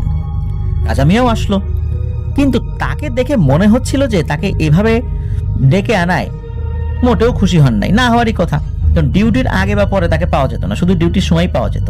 ডাক্তারটাকে আগে থেকে ডেকে আনা হলে উনি খুশি হবেন না, এটাই স্বাভাবিক। তো যাই হোক, কাজ যেহেতু করতেই হবে, তো দুজন মিলে কাজ শুরু করেন। হঠাৎ করে এই রাজা মিয়া নাকি তাজউদ্দিন ভাইকে বলে ওঠেন যে, ভাই এত বছর কাজ করছেন, এই রক্ত মাংস দেখে খারাপ লাগে না, বা কোনো ধরনের হিংস্র ইচ্ছা জাগে নাই মনে? রাজা মিয়ার কাছে এসব কথা শুনে তাজউদ্দিন ভাই তো অবাক হন, আবার রাগও করেন। আর এই রাজা মিয়াকে তাজউদ্দিন ভাই জিজ্ঞেস করেন উল্টো, এই রাজা মিয়া, শরীর ঠিক আছে আপনার? মানসিক অবস্থা ঠিক আছে? এই কি সব যাতা বলেন? মনে রাখবেন এটাই আমাদের কাজ, এটাতেই আমাদের রুজি রুটি। আর যেটাতে রুজি রুটি, এই জায়গাতে সবসময় সৎ থাকতে হয়। এখানে কোনো ধরনের অসততা অবলম্বন করলে আল্লাহ নারাজ হন। যেহেতু আমরা এই কাজটাই শিখছি, এটাকেই সততা দিয়ে মনোযোগ দিয়ে করতে হবে। আর এই ধরনের আজে বাজে কথাবার্তা কখনো বলবেন না। তো তাজউদ্দিন ভাই এমনভাবে বলায় রাজা মিয়া ওই সময়ের মতো চুপ হয়ে যান। কাজ শেষ করে তাজউদ্দিন ভাই রাজা মিয়াকে বলেন যে, কাজ তো শেষ, রাত্রেবার আপনার ডিউটিও আছে, এখন যেহেতু ফ্রি টাইম, আপনি বাহির থেকে একটু ঘুরে আসেন। তো রাজা মিয়াও কিছু না বলে ওখান থেকে বের হয়ে যান। কিন্তু তাজউদ্দিন ভাই খেয়াল করেন, রাজা মিয়া হসপিটাল থেকে বের না হয়ে সোজা উঠে যান হসপিটালের 3rd ফ্লোরে, যেখানে আইসিইউ আছে। তো তাজউদ্দিন ভাই পেছন পেছন যান। তাজউদ্দিন ভাই লুকিয়ে দেখতে পান রাজা মিয়া হঠাৎ একটা আইসিইউ রুমে ঢুকে পড়েন। তো এটা দেখে তাজউদ্দিন ভাই ভয় পেয়ে ভাবছেন যে, এই লোক এখন আইসিইউতে কেন ঢুকলো? তো তাজউদ্দিন ভাই দৌড়ে আইসিইউ রুমের দিকে যান এবং সোজা দরজা ধাক্কা দিয়ে ভেতরে ঢুকে যান। আর ঢুকে যা দেখেন, তা দেখে এই তাজউদ্দিন ভাইয়ের তো পিলে চমকে যাওয়ার জোগাড়। এই রাজা মিয়া আইসিইউতে থাকা এক মহিলার ডান কাঁধের কাছে বিশাল একটা হা করে দাঁত বের করে কামড় বসাতে যাবে। আর সে যখন হা করেছে, মানে এত বড় হা উনি কখনো কোনো মানুষকে করতে দেখেননি। মনে হচ্ছে তার মুখ স্বাভাবিকভাবে হা করলে যত বড় হয়, এর থেকেও বড় হা। মনে হচ্ছে এটা কোনো স্বাভাবিক হা না, মনে হচ্ছে উনি কোনো পিশাচ বা অন্য কোনো কিছু। তো উনি যখন কামড় বসাতে যাবে, এই সময় রাজা মিয়া তো উনি তো তার কাজে ব্যস্ত, কামড় বসাতে যাবে। তাজউদ্দিন ভাই ভয়ে প্রচন্ড জোরে এক চিৎকার দিয়েছেন। এখন আইসিইউতে ঢুকে এত জোরে চিৎকার দিয়েছেন, আইসিইউতে খুব পিনপতন নীরবতা থাকে। আর রাজা মিয়া তাজউদ্দিন ভাইকে দেখে মোটেও ঘাবড়ে যায়নি, মানে তাকে দেখে যে ঘাবড়ে যাবে না, তার ঘাবড়ে যাওয়ার কোনো নাকি চিহ্নই ছিল না। উনি কি করেছেন, একদম সাধারণভাবেই তাজউদ্দিন ভাইয়ের পাশ কাটিয়ে আইসিইউ রুম থেকে রেখে বের হয়ে গেছেন। তাজউদ্দিন ভাই দ্রুত আইসিইউ থেকে বের হন আর নিচে রিসিপশনে গিয়ে বিষয়টা জানান। তো সিকিউরিটি যারা সিকিউরিটির দায়িত্বে ছিলেন, তারা রাজা মিয়াকে খুঁজতে থাকে, কিন্তু তারা আর কোনো খোঁজ পাওয়া যায় না। অন্যদিকে আইসিইউতে থাকা ওই মহিলাটির অবস্থা খারাপ হতে থাকে। কারণ হচ্ছে এই তাজউদ্দিন ভাই ওখানে ঢোকার পর ওই বড় হা করেছে, উনি চিৎকার দিল, কামড় কিন্তু রাজা মিয়া ঠিকই বসিয়ে দিয়েছিল, কিন্তু যেভাবে কামড় দেওয়ার কথা ছিল ওইভাবে দিতে পারেনি। আল্লাহর অশেষ রহমতে ওই মহিলাটি বেঁচে গিয়েছিল। কিন্তু তারপরে মহিলার অবস্থা তো খারাপ হতে থাকে, ডাক্তার নার্স সবাই ওদিকে ছুটতে থাকেন। তারপর পুলিশ আসে, আর পরের ঘটনা তো সবার জানা। তাজউদ্দিন ভাইয়ের সব বক্তব্য শুনে পুলিশ তো রীতিমতো অবাক বনে যায়। এটা তারা বিশ্বাস করবেন কি করবেন না দ্বিধাদ্বন্দ্বে পড়ে যান যে এটা কি বলে তাজউদ্দিন। তো অনেকে মনে করেছিলেন যারে তাজউদ্দিন যেহেতু ডোমের কাজ করে, যেহেতু স্বাভাবিক মানুষ যে ধরনের কাজ করে ওনারা তো ওইভাবে কাজ করেন না, অনেক সময় মানসিকভাবে ওনারা একটু চিন্তা ভাবনা অন্যরকমও থাকতে পারে, মনে হয় উল্টাপাল্টা কথা বলছে। কিন্তু এই যে আমাদের মতি পুলিশ আঙ্কেল, ওনার মনে কিন্তু খটকা লেগেই আছে। উনি অন্য অফিসারদেরকে বলছে যে স্যার না, আসলে কেন জানি মনে হচ্ছে তাজউদ্দিন ঠিকই বলছে, কারণ আমি তো এর আগের যেই জায়গায় ডিউটিতে ছিলাম ওখানে একটা ঘটনা ঘটেছিল, ওইখানে আমরা কোনো কিছুর কুল কিনারা করতে পারি নাই। নিশ্চয়ই কোনো একটা ব্যাপার অবশ্যই আছে, তাজউদ্দিনকে বিশ্বাস করেন, আমার মনে হচ্ছে ঠিকই বলছে, আমাদের উচিত রাজা মিয়াকে খুঁজে বের করা। তো এই মতি আঙ্কেলের কথায় বিশ্বাস করে পুলিশ এই রাজা মিয়াকে খোঁজার জন্য সারাশি অভিযান শুরু করে। মানে গরু খোঁজা বলতে যেটা বোঝায়, মানে এমন খোঁজা শুরু করেছে রাজা মিয়া কোথায় পালিয়ে থাকবে। কিন্তু না, কোথাও রাজা মিয়াকে খুঁজে পাওয়া যাচ্ছিল না। শুধু জেলা না, ওই বিভাগের সব থানায় রাজা মিয়ার ছবি পাঠাই দেওয়া হয়। তো ওই সময় তো সোশ্যাল মিডিয়া মানে ফেসবুকটা এতটা মানুষের হাতে হাতে ছিল না, ছিল 2007 সালে ছিল হয়তো, কিন্তু এতটা তো মানুষ স্মার্টফোন ব্যবহার করতো না। তো যার কারণে মুহূর্তের মধ্যে ভাইরাল হয়ে যাওয়ার ব্যাপারটা কিন্তু তখন ছিল না, একটু সময় লাগে আর কি। তো এই ঘটনার প্রায় 13-14 দিন পর রাজা মিয়ার একটা খোঁজ পাওয়া যায়। জানা যায় সে একটা হসপিটালে ক্লিনার হিসাবে কাজ করছে। এখানে বলে রাখা ভালো যে এই রাজা মিয়া বা এই যে তাজউদ্দিন, ওনারা যারা ডোমের কাজ করেন, দেখা যাচ্ছে অধিকাংশ ক্ষেত্রেই এই কিছু ছুটা কাজের জন্য হসপিটালে লোক নিতে হয়, কারণ পার্মানেন্ট কাজের জন্য এই টাইপের লোক পাওয়া যায় না। বিশেষ করে ডোমের কাজের জন্য পার্মানেন্ট লোক পাওয়া খুবই মুশকিল। তাদেরকে হসপিটাল থেকে খবর দেওয়া হয়, তারা আসেন, একটা ভাতা পায় সরকারিভাবে। এই জন্য অধিকাংশ জায়গাতেই দেখা যাচ্ছে যে খুব কম সংখ্যক সরকারি ডোম রয়েছে, আর অন্যগুলো সব ছুটা কাজ করতে আসে আর কি। তো এই টাইপের কাজ, ক্লিনারের কাজ, এগুলো হসপিটালে হর হামেশাই লোকজন আসে আর কি, কাজ করেন আর কি। তো ওই ভাবেই এই ধরনের কাজ পেতে, যারা এই টাইপের কাজ করেন তাদের কাজ পেতে খুব একটা সমস্যা হয় না আর কি। তো এই রাজা মিয়া একটা হসপিটাল ক্লিনার হিসেবে কাজ করছিল। তো রাত 10:30টায় খবর পাওয়া মাত্রই পুলিশের একটা ফোর্স দ্রুত ওখানে যায়, আর ওই ফোর্সের মধ্যে এই মতি আঙ্কেলও ছিল, এবং তাদের ওই থানার মোট 8 জন পুলিশ সদস্য ছিল এই মতি আঙ্কেল সহ। তারা ওই হসপিটালের উদ্দেশ্যে রওনা দেন এবং তারা জানিয়ে দেন যে তারা আসার আগে কোনোভাবেই যেন এই রাজা মিয়া হসপিটাল থেকে বেরোতে না পারে, আর তাদেরকেও খুব সতর্ক অবস্থানে থাকতে বলেন, এবং রাজা মিয়াকে বুঝতে দেওয়া যাবে না যে পুলিশ আসছে এবং সবাই তাকে সন্দেহ করছে। এটা কিন্তু পুলিশকে পুলিশ থেকে ওই কর্তৃপক্ষকে বলে দেওয়া হয়েছিল যে সবাই তো যে যার মতো অ্যালার্ট, সবাই রাজা মিয়ার দিকে নজর রাখছে, কিন্তু রাজা মিয়া এগুলো খেয়াল করে নাই। তো রাজা মিয়া তো ধরা পড়বে, এটাই স্বাভাবিক। পুলিশ চলে আসার পর রাজা মিয়াকে পাওয়া যায়। তাকে পাওয়া যায় কোথায়? লাশ রাখার যে ফ্রিজিং রুম ছিল সেইখানে। মূলত সে যখন ওইভাবে ঘুরতে ঘুরতে একটা ঘরে ঢুকেছে, তখন হসপিটাল কর্তৃপক্ষের নির্দেশনা মোতাবেক ওই ঘরে তাকে আটকে দেওয়া হয়েছে বাইরে থেকে, কারণ বারবার নজর রাখা, একটা সময় সে সন্দেহ করতেই পারে যে আমাকে নজর রাখছে, পালাই। তখন যদি সে ছুট পেয়ে পালিয়ে যায় তখন তো আরেক সমস্যা হবে। এই জন্য শেষ দিকে এসে রাজা মিয়াকে একটা ঘরের বাইরে থেকে লক করে দেওয়া হয়। তো সে তো বুঝে যায় যে ঘটনা তো ঘটে গেছে, আমি তো আটকে গেছি। এর কিছু সময়ের মধ্যে পুলিশ চলে আসে। পুলিশ আসার পর তাকে ওখান থেকে বের করে থানায় নিয়ে আসা হয় আর কি। তারপর রাজা মিয়াকে বলে যে সবকিছু খুলে বলো,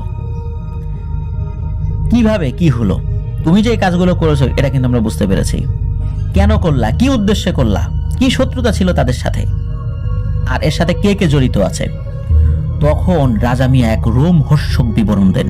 রাজা মিয়া কিন্তু কোনো পিশাচ ছিল না, সে মানুষই ছিল, কিন্তু তাহলে এই ধরনের ঘটনা সে কেন ঘটালো? চলুন শুনি সেই ঘটনা। রাজা মিয়া বলে ঘটনাটা শুরু 2006 সালের শেষের দিকে, মানে ডিসেম্বর মাসের দিকে। উনি বিভিন্ন হসপিটালে ডোমের কাজ করতেন, পার্মানেন্ট কাজ করতেন না, ডাকলে যেতেন। তো সেখানে এক রুগীর আত্মীয়ের সাথে তার পরিচয় হয়। উনি পেশায় নাকি একজন তান্ত্রিক ছিলেন, ওই আত্মীয় আর কি। তো সেই লোকের নাম জানা যায়নি। তো যিনি রাজা মিয়াকে অফার করেন যে তার একটা কাজ আছে, তার একটা সাধনা আছে, এই সাধনাটা শেষ করতে একটা মাত্র যজ্ঞ বাকি আছে, এটা করতে পারলেই উনি বিশাল শক্তিশালী হয়ে যাবেন, বিশাল কিছু হাসিল করতে পারবেন। আর রাজা মিয়া যদি ওই কাজে তাকে সাহায্য করে তাহলে তাকে অনেক অর্থকড়ি দেয়া হবে বলে রাজা মিয়াকে লোভ দেখানো হয়। কথাবার্তা বলতে বলতেই নাকি রাজা মিয়ার হাতের মধ্যে 10,000 টাকা দিয়ে দেয়া হয়। 2006 সালে একসাথে 10,000 টাকা হাতের মধ্যে পেয়ে রাজা মিয়া তো আকাশ থেকে পড়ে এবং খুশিতে তো আটখানা। আর রাজা মিয়াও পড়ে যায় লোভে। রাজা মিয়া কৌতূহল নিয়ে জানতে চান যে আসলে আমি কাজটা কি করব আর কিভাবেই বা করব। বলে যে সবই জানতে পারবা। তো আস্তে আস্তে দুজনের মধ্যে একটা খুব ভালো সম্পর্ক গড়ে ওঠে। কিন্তু এই তান্ত্রিক কিন্তু কখনোই রাজা মিয়াকে তার বাসার ঠিকানা দিত না। তো একদিন এই রাজা মিয়াকে তার বাসায় নিয়েও যায়, কিন্তু যাওয়ার আগে তার চোখ কাপড় দিয়ে বেঁধে নিয়ে যায় যেন সে পথ চিনতে না পারে। তো রাজা মিয়ার কারণ জিজ্ঞেস করলে ওই তান্ত্রিক বলে এটাও নাকি তার সাধনার একটা অংশ। কারণ হচ্ছে তার এই যজ্ঞের মধ্যে তৃতীয় কেউ আসতে পারবে না, এটাই নাকি নিয়ম। তারপরেও তান্ত্রিক রাজা মিয়াকে তার বাড়িতে নিয়ে এসেছেন, আর এই সমস্ত কারণে চোখ টোক বেঁধে নিয়ে এসেছেন। তো রাজা মিয়া এগুলা নিয়ে তাকে খুব বেশি প্রশ্ন করেন নাই। তো রাজা মিয়াকে যখন তান্ত্রিকের বাসায় নিয়ে যাওয়া হয় তখন এই রাজা মিয়াকে তার কাজ কিভাবে করতে হবে এটা বুঝিয়ে দেওয়া শুরু করেন। তো রাজা মিয়াকে তার কাজ বুঝিয়ে বলেন না, কাজটা এমন হবে যে নতুন বছর 2007 সাল শুরু হওয়ার 3 মাস পর পর মোট 3 জনকে বলি দিতে হবে। এটা কেমন? এটা হচ্ছে রাজা মিয়াকে এমন একটা মানুষ খুঁজে বের করতে হবে যে আসলে জীবন মৃত্যুর সন্ধিক্ষণে রয়েছে, যাকে জীবিতও বলা যাবে না আবার মৃতও বলা যাবে না। এখন এই ধরনের লোক কোথায় খুঁজে পাওয়া যাবে? তখন ওই তান্ত্রিক বলেন এই ধরনের লোক শুধু পাওয়া যাবে আইসিইউতে, যেটা হসপিটালের যে আইসিইউ, ওইখানে এই টাইপের লোক পাওয়া যায় যাদের সেন্স থাকে না, লাইফ সাপোর্টে রয়েছে, জীবন মৃত্যুর সন্ধিক্ষণে রয়েছে, যাদেরকে জীবিতও বলা যায় না মৃতও বলা যায় না। এই ধরনের গুরুতর রোগী তাকে খুঁজে বের করতে হবে। তো রাজা মিয়াকে সে আরো কিছু বলে দেন এবং তান্ত্রিক বলেন যে আপনাকে খুব বেশি কাজ করতে হবে না, তো আপনি শুধু এই টাইপের লোকের কাছে যাবেন, একটা সিরিঞ্জ নিয়ে যাবেন, তার শরীরের কোনো একটা অংশ থেকে এক সিরিঞ্জ রক্ত বের করে নেবেন। এখন রাজা মিয়া যেহেতু ডোমের কাজ করতেন, শরীরের কোন রগে ইনজেকশন পুশ করবেন এটা কিন্তু তার খুব ভালোই জানা ছিল। তো উনি চিন্তা করলেন এ আর কঠিন কি, এ তো একদম সহজ কাজ, মানুষকে তো খুন করতে হবে না, একটু রক্তই না হয় বের করে আনতে হবে, এটা উনি পারবেন। এরপর এই তান্ত্রিক রাজা মিয়ার সাথে এক ভয়ানক খেলা খেলেন, যেটা রাজা মিয়া নিজেও বুঝতে পারেনি। তান্ত্রিক রাজা মিয়ার উপর এক ভয়ানক ব্ল্যাক ম্যাজিক করেন। রাজা মিয়া কিন্তু ওই সময় ওটা বুঝতে পারেনি, উনি বুঝেছিলেন পরে। রাজা মিয়াকে সব বুঝিয়ে ওই দিনের মতো বাসায় ফিরিয়েও দিয়ে যান, আবার চোখ বেঁধে একটা জায়গায় এনে ছেড়ে দিয়ে যান, কারণ তার বাড়ির পথ যাতে উনি চিনতে না পারেন, এইভাবে আর কি। তো তাদের কাজের ঠিক সময় কিন্তু আস্তে আস্তে এগোতে থাকে। প্রথম ঘটনার দিন রাজা মিয়ার সাথে কিন্তু এই তান্ত্রিক দেখা করেন, নিজেই এসে সব নতুন করে আবার বুঝিয়ে দেন, আবার টাকা দিয়েছেন তাকে, কাজটা যেন ঠিকঠাকভাবে করতে পারে, এইভাবে তাকে মোটিভেট করতে থাকেন। তো ঘটনার দিন রাত 1টা, রাজা মিয়া সব কাজ শেষ করে একটা সিরিঞ্জ নিয়ে লুকিয়ে হসপিটালের আইসিইউতে ঢোকেন। আর আইসিইউতে ঢুকেই নির্দিষ্ট একটা রোগীর শরীর থেকে, একটা পুরুষ রোগী ছিল, শরীর থেকে এক সিরিঞ্জ রক্ত নিয়ে নিয়েছেন, কাজ শেষ, চলে আসবেন। হঠাৎ করে রাজা মিয়ার মাথায় দেয় এক চক্কর, নিজের শরীরের উপর আর নাকি তার কোনো নিয়ন্ত্রণ থাকে না, শরীরের উপর সব ধরনের কন্ট্রোল উনি হারিয়ে ফেলেন। তো ওনার কাছে নাকি মনে হচ্ছিল তাকে অন্য কেউ নিয়ন্ত্রণ করছে। কিছু বুঝে ওঠার আগেই আইসিইউতে থাকা ওই লোকটার মুখ চেপে ধরে ডান কাঁধে নাকি সজোরে একটা কামড় বসিয়ে দেন। কিন্তু রাজা মিয়া উনি কামড় বসাচ্ছিলেন, কিন্তু বুঝতে পারছেন এই কাজটা উনি করছেন না, আর এক কামড়ে তার ডান কাঁধের মাংস ছিঁড়ে নেন।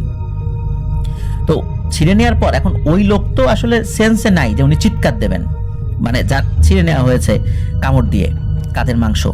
তো এরপরে কি হয়, রাজা মিয়ার মাথা ঘুরে উনি ফ্লোরে পড়ে যান। এরপরে বুঝতে পারেন এখানে তো থাকা যাবে না, তাড়াতাড়ি উঠতে হবে।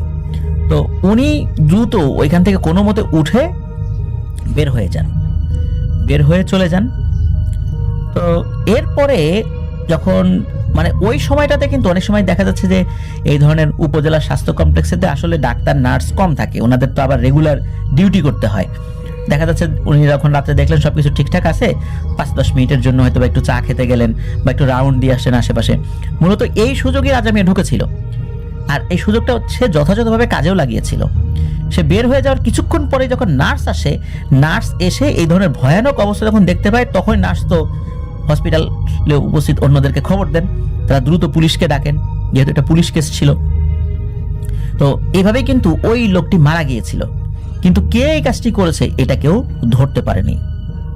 আর রাজা মিয়া যেহেতু ডোম, সে হসপিটালে আসে যায়, তাকে জিজ্ঞাসাবাদ করেও আসলে পুলিশ কোনো তথ্য পায়নি। তাকেও যে জিজ্ঞাসাবাদ করে নাই তা কিন্তু না, কিন্তু এরপরে কিন্তু রাজা মিয়া ওই জায়গা থেকে চলে গিয়েছিল। আর এই ধরনের ডোম আসে যায়, হসপিটাল কর্তৃপক্ষ এগুলো নিয়ে খুব বেশি আসলে কোনো ধরনের কোনো চিন্তা ভাবনা করেনি। তো রাজা মিয়াও কিন্তু ওই যে সিরিঞ্জের যে রক্তটা, সিরিঞ্জের মধ্যে থাকা রক্তটা, এটা কিন্তু সে তান্ত্রিকের কাছে উনি দিয়ে দিয়েছিলেন। তো তান্ত্রিক তো আর কোনো কথা না বলে রক্ত নিয়ে চলে যায়। তখন নাকি রাজা মিয়া ওই তান্ত্রিককে আবার ডেকে জিজ্ঞেস করে, আচ্ছা বলেন তো ওই দিন রাতে আমার কি হইলো? রক্ত নেওয়ার পর আমি কিছু একটা করলাম, মনে হলো আমি কাউকে কামড় দিলাম, এবং পরে জানলাম যে ওই রোগীটা মারা গেছে। রক্ত নিলে তো মারা যাওয়ার কথা না, আমি কামড় কেন দিলাম? এই কাজটা তো ঠিক হইলো না, আমার তো শুধু রক্ত নেওয়ার কথা ছিল, কিন্তু এই কাজটা আমি কেন করলাম আমার তো মনে পড়ে না, আমার শরীরের উপর কোনো নিয়ন্ত্রণ ছিল না। তখন নাকি ওই তান্ত্রিক বলে ওঠে, কি মিয়া টাকা নিছো, কাজ তো তোমাকে করতেই হবে। তখন রাজা মিয়া বলে, আমি তো এই ধরনের কাজের জন্য তোমার কাছ থেকে টাকা নেই। তখন ওই তান্ত্রিক নাকি বলে, তুমি এখন তোমার ইচ্ছায় কিছু করতে পারবে না, আমি যা চাইবো তুমি সেটাই করবা, কারণ তোমার সব কন্ট্রোল এখন আমার হাতে। তান্ত্রিকের এইসব কথা শুনে রাজা মিয়া তো পাগল প্রায় অবস্থা। তো প্রথম ঘটনার পর রাজা মিয়া নাকি অনেকদিন অসুস্থ ছিল। ওই প্রথম হসপিটালে চাকরি ছেড়ে দেয়। রাজা মিয়া প্রায় 1 মাস অসুস্থ ছিল, আস্তে আস্তে সুস্থ হয়। এইভাবে কেটে যায় প্রায় 2-2.5 মাস। ততদিন তান্ত্রিকের কোনো খোঁজ খবর ছিল না। রাজা মিয়া সুস্থ হয়েছে, আর হঠাৎই একদিন ওই তান্ত্রিকের সাথে দেখা, মানে তান্ত্রিক নিজেই এসে তার সাথে দেখা করেছে। তান্ত্রিক এসে রাজা মিয়াকে বলে যে পরবর্তী একটা কাজের সময় হয়েছে, তার কাছে একটা হসপিটালের খোঁজ আছে, আর এই তান্ত্রিকই নাকি তাকে ওখানে চাকরিতে ঢোকানোর ব্যবস্থা করে দেবে, আর কি কাজ করতে হবে এগুলো পরে বলে দেবে। তো রাজা মিয়া প্রথমে বলে, না আমি এই কাজ করতে পারবো না, আমি এই কাজ করতে পারবো না। তখন তান্ত্রিক বলে, না তা তো হবে না, তোমাকে আমি সুস্থ করলাম তদবির করে, তুমি তো টের পাও নাই, আর তুমি আমাকেই না করতেছো, তাহলে কিন্তু আমি এমন কিছু কাজ করব সব লোকজন জেনে যাবে যে ওই হসপিটালের ওই অপকর্মটা তুমি করেছিলে। মানুষ তো আর আমাকে চেনে না, তখন তোমার জেল হবে, ফাঁসি হবে। তখন রাজা মিয়া বুঝতে পারেন যে হায় হায়, কি বিশাল বড় বিপদে আমি পড়ে গেছি, আমি তো বিশাল একটা ঝামেলায় ফেসে গেছি, আর এই লোকটা এখন আমাকে এই জেল ফাঁসির ভয় দেখিয়ে ও আমাকে দিয়ে কাজ করিয়ে নিবে। উনি কোথাও আশ্রয় নিয়ে এই তান্ত্রিকের হাত থেকে পার পাবেন না, এটা কিন্তু উনি বুঝে যান।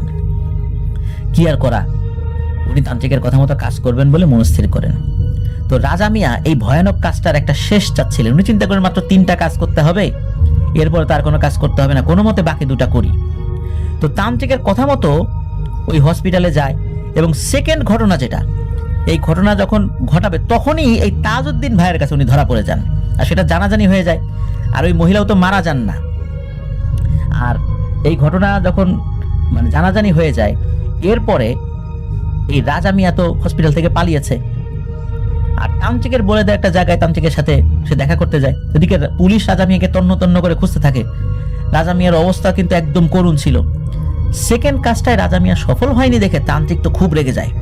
মূলত একটা নির্দিষ্ট সময়ের মধ্যে এই কাজটা তাদের শেষ করতে হবে। তান্ত্রিক কিছুদিনের মধ্যেই আর একটা হসপিটালের খোঁজ পেয়ে যায় এবং রাজা মিয়াকে সেখানে পাঠায় একটা ক্লিনারের চাকরি দিয়ে। কারণ এই টাইপের লোকদের আসলে খুব একটা তথ্য হসপিটাল কর্তৃপক্ষ নেয় না, কারণ এই টাইপের লোক পাওয়াও আর মুশকিল হয়। এই জন্য কোনো লোক পেলে, এই টাইপের দক্ষ লোক পেলে হসপিটাল কর্তৃপক্ষ নিয়ে নেয়। তো এরপর রাজা মিয়া তো ওইখানে কাজ শুরু করে, আর এরপরই তো রাজা মিয়া ধরা পড়ে যায়।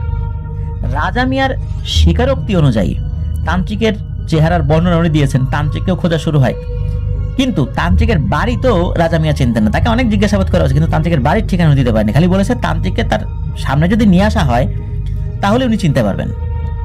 কিন্তু তান্ত্রিক কোনো আসলে এমন কোনো ক্লু রেখে যায় নাই যাতে করে তার খোঁজ খবর পাওয়া যাবে। পুলিশ তাদের মতো করে তথ্য নিয়েছিল, কিন্তু তান্ত্রিকের খোঁজ খবর আসলে পাওয়া যায়নি।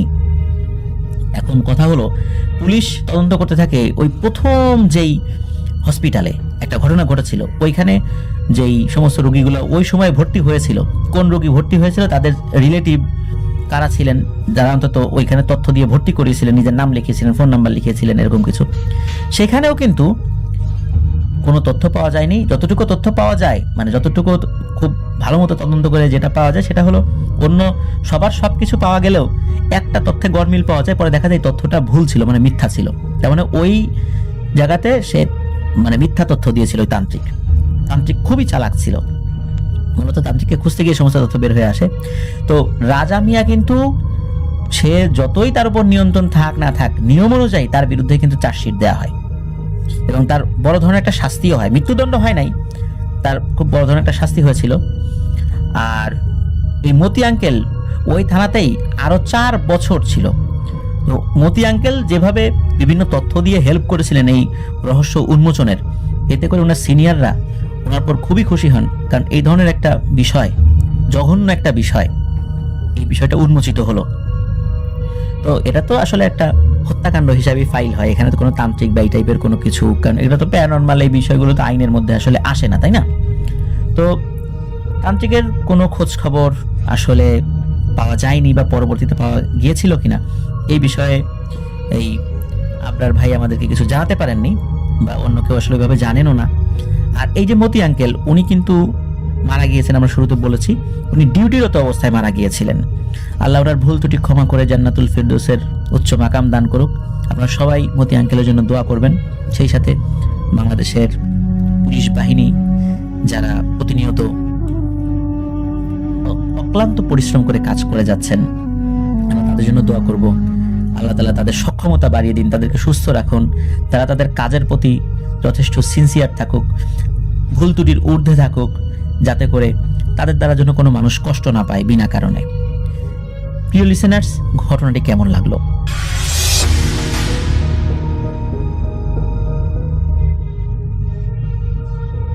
ঘটনাটা ঘটছে চট্টগ্রামের পাহাড়ি এলাকার। আর ঘটনা ঘটে ওই আঙ্কেলের ভাগ্নের সাথে। আর উনি বলল ওনাদের এলাকায় এই ঘটনাটা বেশ আলোড়ন সৃষ্টি করা ঘটনা, সবাই জানে। আঙ্কেলের ভাগ্নের নাম সুদীপ। ছেলেটা ছোটবেলা থেকে বেশ ধার্মিক ছিল, ওনারা সনাতন ধর্মের। সুদীপদের বাড়ি ছিল পাহাড়ি সাইডে। সুদীপ এমনিতেই ছোটবেলা থেকে প্রচুর মেধাবী এবং ধার্মিক ছিল। ধর্মকর্মের প্রতি ওর আগ্রহ অনেক বেশি।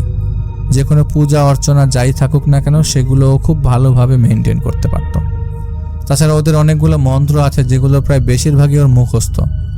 সেই সুবাদে সুদীপকে বলতে গেলে সবাই জানে যেহেতু মেধাবী, তবে আবারও যেমন মেধাবী তেমন দুষ্টু, এক কথায় বলতে গেলে ডানপিতে স্বভাবের। একদিনও ও আর ওর কিছু বন্ধুরা মিলে পাহাড়ে যায়। সুদীপরা পাহাড়ে থাকে ঠিকই, কিন্তু ওরা পাহাড়ি না। তো জেনুইন যারা পাহাড়ে থাকে কিছু ছেলে আছে যারা বৌদ্ধ ধর্মের, ওই টাইপের ছেলেদের সাথে সুদীপের পরিচয় হয়। ওদের সাথে মেলামেশা শুরু করে এবং প্রায় পাহাড়ি এলাকায় যায় সুদীপ। একদিন সুদীপ জানতে পারে পাহাড়ে এক তান্ত্রিক আসছে, যিনি কিছুদিন আগে ওই এলাকায় কোনো একটা কাজের উদ্দেশ্যে এসেছিল। সুদীপের বন্ধুদের মাধ্যমে জানতে পারে ওই এলাকায় এমন একটা তান্ত্রিক আছে যে নিরিবিলি এলাকায় তন্ত্রমন্ত্র করে। সুদীপের ছোটবেলা থেকে ধর্মের দিকে, শাস্ত্রের দিকে, মন্ত্রতন্ত্রের দিকে অনেকটা আগ্রহ ছিল, মন্ত্র শিখতে পছন্দ করত। তাই সুদীপ একদিন ওর একজন বন্ধুর সাহায্য নিয়ে সেই তান্ত্রিকের কাছে যায়। তান্ত্রিকের সাথে তার টুকটাক কথাবার্তা হয়। সুদীপ তান্ত্রিককে অনেক অনুরোধ করে কিছু মন্ত্র শেখানোর জন্য, বলে যে সব কাজে আগ্রহ আছে। প্রথমে তান্ত্রিক না করলেও পরে উনি সুদীপের ভেতরে মন্ত্র শেখার, তার কথা বলার ধরন, অ্যাক্টিভিটি ভালো লেগে যায়। মানে ওই মন্ত্র শেখার মতো ফিট মানুষ লাগে তার কাছে। পরে তান্ত্রিক অনেক ভাবনা চিন্তা করে রাজি হয় এবং বলে ঠিক আছে। সুদীপ ওর বাবা মায়ের একমাত্র ছেলে। যিনি আমাকে ঘটনা শেয়ার করছেন তার একমাত্র বোনের ছেলে হচ্ছে সুদীপ। সুদীপের বাবার কিছু ব্যবসা আছে, উনি ওগুলোই দেখাশোনা করেন। সেই প্রেক্ষিতে সুদীপ অনেক আদরের। একদিন বেশ ভোরবেলা সুদীপ সেই তান্ত্রিকের কাছে যায় মন্ত্র শেখার জন্য। সুদীপকে টুকটাক কিছু কাজ করে দেওয়ার কথা বলে এবং সুদীপও সেই কাজগুলো করে। এদিকে তান্ত্রিক কিছু মন্ত্র সুদীপকে শিখিয়ে দেয় এবং সুদীপও সেগুলো খুব জলদি আয়ত্ত করে নেয়। এভাবে টুকটাক চলতে থাকে। একটা সময় সুদীপ সেই তন্ত্রমন্ত্রের মধ্যে ভালোভাবে জড়িয়ে পড়ে।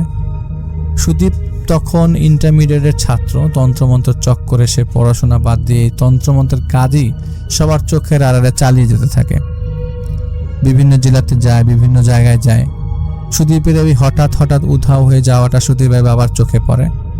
মনে মনে ভাবে যে তার ছেলে হয়তো বা অন্য কোনো লাইনের দিকে চলে যাচ্ছে, সেটা তাদের সুবিধার জন্য না, সুবিধাজনক না আর কি। তাছাড়া বিভিন্ন ধরনের গোষ্ঠী আছে যারা বিভিন্ন অপরাধে জড়িয়ে পড়ছে ইদানিংকালে।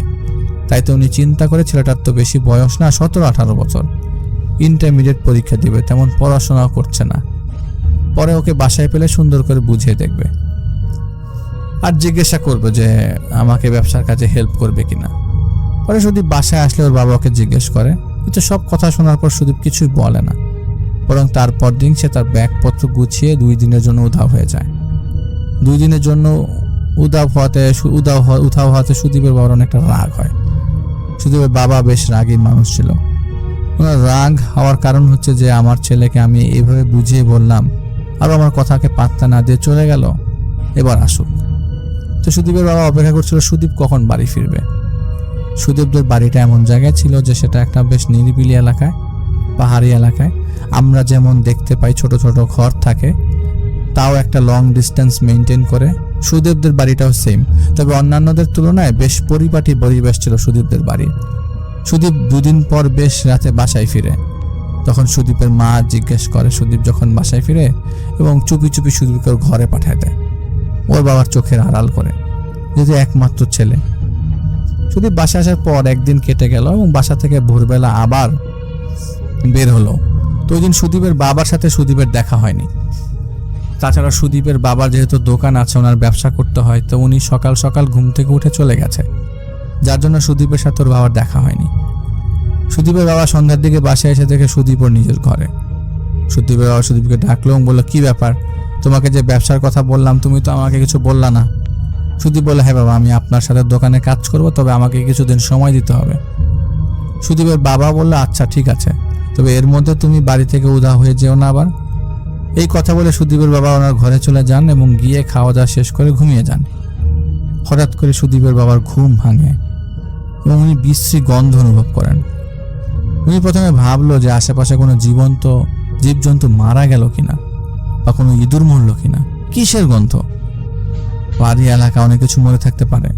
পরে সুদীপের বাবা শোয়া থেকে উঠলো, উঠে খুঁজতে লাগলো কোথাও কিছু মরে পড়ে আছে কিনা। আসলে গন্ধটা বেশ তীব্র ছিল। ওনাদের বাসাটা 3 রুমের বাসা ছিল। প্রথমে ঢুকতেই সুদীপের রুম, তারপর ড্রয়িং রুম, তারপর ছোট্ট একটা বারান্দা, তারপর হচ্ছে সুদীপের বাবা মার রুম। আরেকটা রুম আছে যেটা গেস্ট রুম, মাঝে মাঝে দোকানের জিনিসপত্র ওখানে রাখা হতো, আর তাদের ওয়াশরুমটা বাসা থেকে বাইরে। রাত 1:30 সুদীপ বাবা ঘুম থেকে উঠে ওয়াশরুমে যায়, চারদিকের গন্ধটার উৎস খুঁজতে থাকে। বাড়ির সামনে উঠানের মতো আছে, উনি ভালো করে চারদিকে খুঁজতে থাকে, কোথাও খুঁজে কিছু পায় না। পরে উনি আস্তে আস্তে সামনের দিকে আগায়, গন্ধটা একটা অনুভব করতে থাকে সুদীপের ঘর থেকে আসছে। আস্তে আস্তে সুদীপের ঘরের কাছে যায়। সুদীপ ঘরে যাওয়ার পর উনি দেখে সুদীপের ঘরের দরজাটা হালকা করে ভিড়ানো, ভেতর থেকে লক নাই। উনি সরাসরি কি করে, না ঢুকে হালকাভাবে উকিয়ে দেখে সুদীপ কি করে। দেখলো সুদীপ পদ্ম আসনের মতো বসে আছে, আর সুদীপের সামনে একটা সার্কেলের ভেতর কিছু জিনিস রাখা। সবচেয়ে ভয়ের জিনিসটা হচ্ছে সুদীপের বাবা দেখে সুদীপের চোখ বন্ধ, আর ওই সার্কেলের এক কোণে একটা প্রদীপ রাখা, ঠিক মাঝখানে একটা মানুষের মাথা রাখা। মানুষের মাথাটা দেখতে এমন ওইটার মুখের চামড়া টামড়া কিছুই নাই, বেশি দিন আগের না মাথাটা। সুদীপের সামনে যেই মানুষটার মাথা রাখা আছে সেটা হয়তো 6-7 দিন আগে মারা গেছে। এমন একটা মানুষের মাথা নিয়ে আসছে সে। কিছু অগণিত পোকা ওই মাথাটার মধ্যে নড়াচড়া করছে। সেই মাথাটার সামনে নিয়ে সুদীপ বিড়বিড় করছিল। মাথাটার সাথে পোকাগুলো যখন সার্কেলের লাইন ক্রস করতে চেষ্টা করে তখন এটা মরে যাচ্ছে। এই দৃশ্য আর গন্ধে ওনার নাড়ি উল্টে আসার মতো অবস্থা। তিনি এবার বুঝতে পারলেন মাথাটা থেকেই মূলত গন্ধটা আসছে। সুদীপের বাবা এই অবস্থা দেখে ওনার প্রায় অনেকটা বমি করে দেওয়ার অবস্থা। উনি এগুলো দেখে ওই দিন রাতে সুদীপকে আর কিছু বলে না, নিজের ঘরে চলে যায়। আর যেহেতু উনি আগে থেকেই আন্দাজ করতে পেরেছে ওনার ছেলে তন্ত্র সাধনার পেছনে পেছনে জড়িয়ে গেছে, নিজেকে জড়িয়ে ফেলেছে, এখন যদি কিছু বলে এই অবস্থায় সুদীপের যদি ধ্যান ভেঙে যায় তাহলে ওনার ছেলের বড় ক্ষতি হতে পারে। আর যেহেতু উনি সনাতন ধর্মের, ওনার এইসব সম্পর্কে এইসব জিনিস আমার ভালো আইডিয়া ছিল, সেজন্য তিনি সুদীপকে আর ডাকেনি, ওর ধ্যান নষ্ট করেনি, ওনার রুমে চলে যায়। তিনি সারা রাত তিনি ঘুমাতে পারেনি ছেলের চিন্তায়। ভোর হলে উনি সুদীপকে ডাকার পর সুদীপ আসে এবং ওর বাবাকে জিজ্ঞেস করে, তুমি এগুলো কি শুরু করেছো, কেন করছো? বকাঝোকা করে। এক পর্যায়ে সুদীপ ওর বাবাকে বলে, বাবা আমার ভুল হয়ে গেছে, ক্ষমা করে দাও, এরকম কিছু আর করে বাসায় আসবো না বা বাসায় করবো না। সুদীপের বাবা তখন বলে, তুমি বাসায় করবা না তার মানে কি, তুমি বাইরে এগুলা করে বেড়াবা, তুমি কি এগুলো বাদ দিবে নাকি তোমার কোনো কথা, তুমি আমার কোনো কথা শুনবা না, তুমি যদি আমার কথা না শোনো তাহলে আমি আত্মহত্যা করবো। সুদীপ তার বাবার মুখ থেকে কথা শুনে বলে, আচ্ছা বাবা তুমি যা বলে আমি তাই করব। তো সুদীপের বাবা কি করে, 1 সপ্তাহের মধ্যে সুদীপের বিয়ে ঠিক করে ফেলে। সুদীপের মামা চাচা যারা ছিল তাদের সাথে আলাপ আলোচনা করে বলে যে এখন তো সুদীপের এই অবস্থা, তো এই মুহূর্তে কি করা যায়, তো পড়াশোনা করছে না, ঘুরে ঘুরে নষ্ট হয়ে যাচ্ছে, তো এইসব তন্ত্র সাধনার ফল তো ভালো কিছু না। সবাই মিলে বলে যে ঠিক আছে, একটা বিয়ে শাদী করাই দিলে হয়তো বা সব ঠিক হয়ে যাবে, বিয়ে করাই দেন। এবার সবার এমন সম্মতি পেয়ে সুদীপকে 1 সপ্তাহের মধ্যে মেয়ে দেখে বিয়ে করিয়ে দেওয়া হয়। বউ ঘরে আসে। এর মধ্যে সুদীপের বউ আসার পর সুদীপের মধ্যে বেশ পরিবর্তন। আগে যেমন ও এখানে সেখানে যাওয়া আসা করতো, এখন এই যাওয়া আসাগুলো বন্ধ হয়ে গেছে। কিন্তু সুদীপ দিনের বেলা যেমনই থাকতো, রাতের বেলা সে নির্দিষ্ট সময় বাইরে যেত এবং বলতো বাইরে থেকে ঘুরে আসি। তো সবাই এটা নর্মালি নিত। সুদীপের স্ত্রী একমাত্র জানতো যে সুদীপ গভীর রাতের বেলাও বের হয়, আর আর সুদীপের বউ যেহেতু নতুন, তাই সুদীপকেও জিজ্ঞাসা করে না, পরিবারকেও জানায় না। সুদীপ কি করতো ওই রাতের বেলায়, কি বের হয়ে তান্ত্রিকের কাছে গিয়ে তন্ত্রমন্ত্র সান্ত্বনা করতো, এভাবে তো ভালোভাবে দিন যাচ্ছিল। দিনের বেলা তো কেউ দেখে না সুদীপকে বের হতে, সবাই ভাবে যাক সুদীপ মন দিয়ে সংসার করছে, সংসারই হয়েছে। ওর বাবা যেহেতু সংসার চালাচ্ছে, এমন না যে সুদীপের কাজ করতেই হবে, সংসার চালাতেই হবে। তবে সুদীপের বাবা মনে মনে বলছে থাক, ইয়াং ছেলে এখন কাজ করতে চাচ্ছে না, হয়তো বছর খানেক পরে নিজেই কাজটা ধরবে। এবার ভালো ভালো 5-6 মাস কাটে। একটা পর্যায়ে সুদীপের বউ কনসিভ করার পরে সুদীপের বউয়ের যখন 3 মাস কি 4 মাস, তখন সুদীপের বউয়ের সাথে কিছু সমস্যা শুরু হয়। সুদীপ রাতে যখন বাইরে থাকতো বা ঘরে না থাকতো, তখন সুদীপের বউ দেখতে পেত তাদের দেয়ালের মধ্যে অনেকগুলো ছায়া। কখনো কখনো এমন হচ্ছে যে সুদীপের বউ শুয়ে আছে, কেউ এসে তার পেটে আলতো করে হাত বোলাচ্ছে। ফিলটা এমন পেত যে উনি যখন ঘুমের মধ্যে কেউ একজন তার পেট স্পর্শ করে যাচ্ছে। সুদীপের বউ ব্যাপারটা বেশ ভয় পায় এবং সুদীপ বাসায় আসার পর ব্যাপারটা তিনি সুদীপকে জানান। সুদীপ বলে যেগুলো কিছু না, সব ঠিক হয়ে যাবে, ওরকম ভয় পাওয়ার কিছু নেই, প্রেগনেন্সির সময় এইসব জিনিসগুলো একটু হয়। সুদীপের বউ ভাবে যখন পাত্তা দিচ্ছে না তাহলে কি আর করা, সুদীপের বাবা মাকে জানানো উচিত হবে। সুদীপের সাথে কথা চলাকালীন এক সময় সুদীপের বউ জানায়, তাহলে বিষয়টা তিনি সুদীপের মাকে জানাবেন। সুদীপ বলে তাদেরকে জানানো লাগবে না, বিষয়টা আমি দেখছি, তুমি কাউকে জানাও না। তো সুদীপ যেহেতু বলেছে, তাই সুদীপের বউ আর কাউকে বিষয়টা জানায় না। একদিন রাতে একটা ঘটনা ঘটে, সুদীপ ওই রাতে বাসায় থাকে না।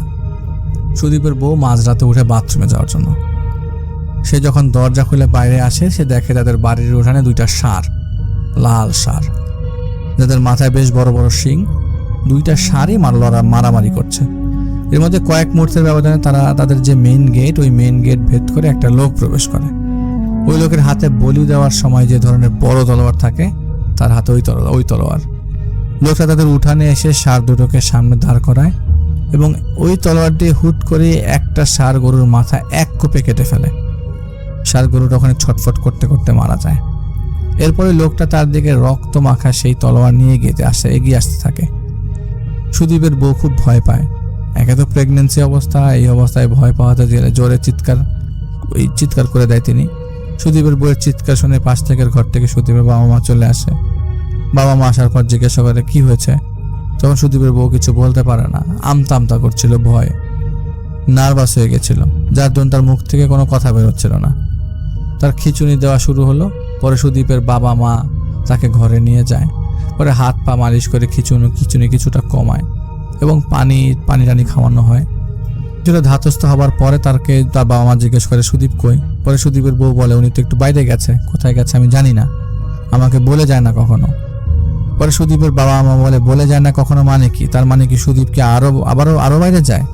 পরে সুদীপের বউ বলে হ্যাঁ, উনি তো প্রায় রাতেই বাইরে যায়, আমি তো জানি না উনি কোথায় যায়, আমাকে তো কিছু বলে না, আপনাদেরও বলতে নিষেধ করেছে। এই কথা শুনে সুদীপের বাবা খুব রাগ হয়ে যায় যে এই অবস্থায় বউকে রেখে ও রাতের বেলা বাইরে কোথায় যায়। তো সুদীপের বাবা বুঝতে পারে হয়তো ছেলে আবারও কোনো তন্ত্রমন্ত্র সাধনা করছে। তো যাই হোক, ওই দিন রাতে সুদীপের বাবা মা ওর বউকে দেখে রাখে, সেবা শুশ্রূষা করে। ভোরে সুদীপ বাসায় আসে। পরে সুদীপের বাবা জিজ্ঞাসা করে কি হয়েছে তোমার, এত রাতে কোথায় গিয়েছিলে তুমি জানো আজ কত বড় ঘটনা ঘটেছে।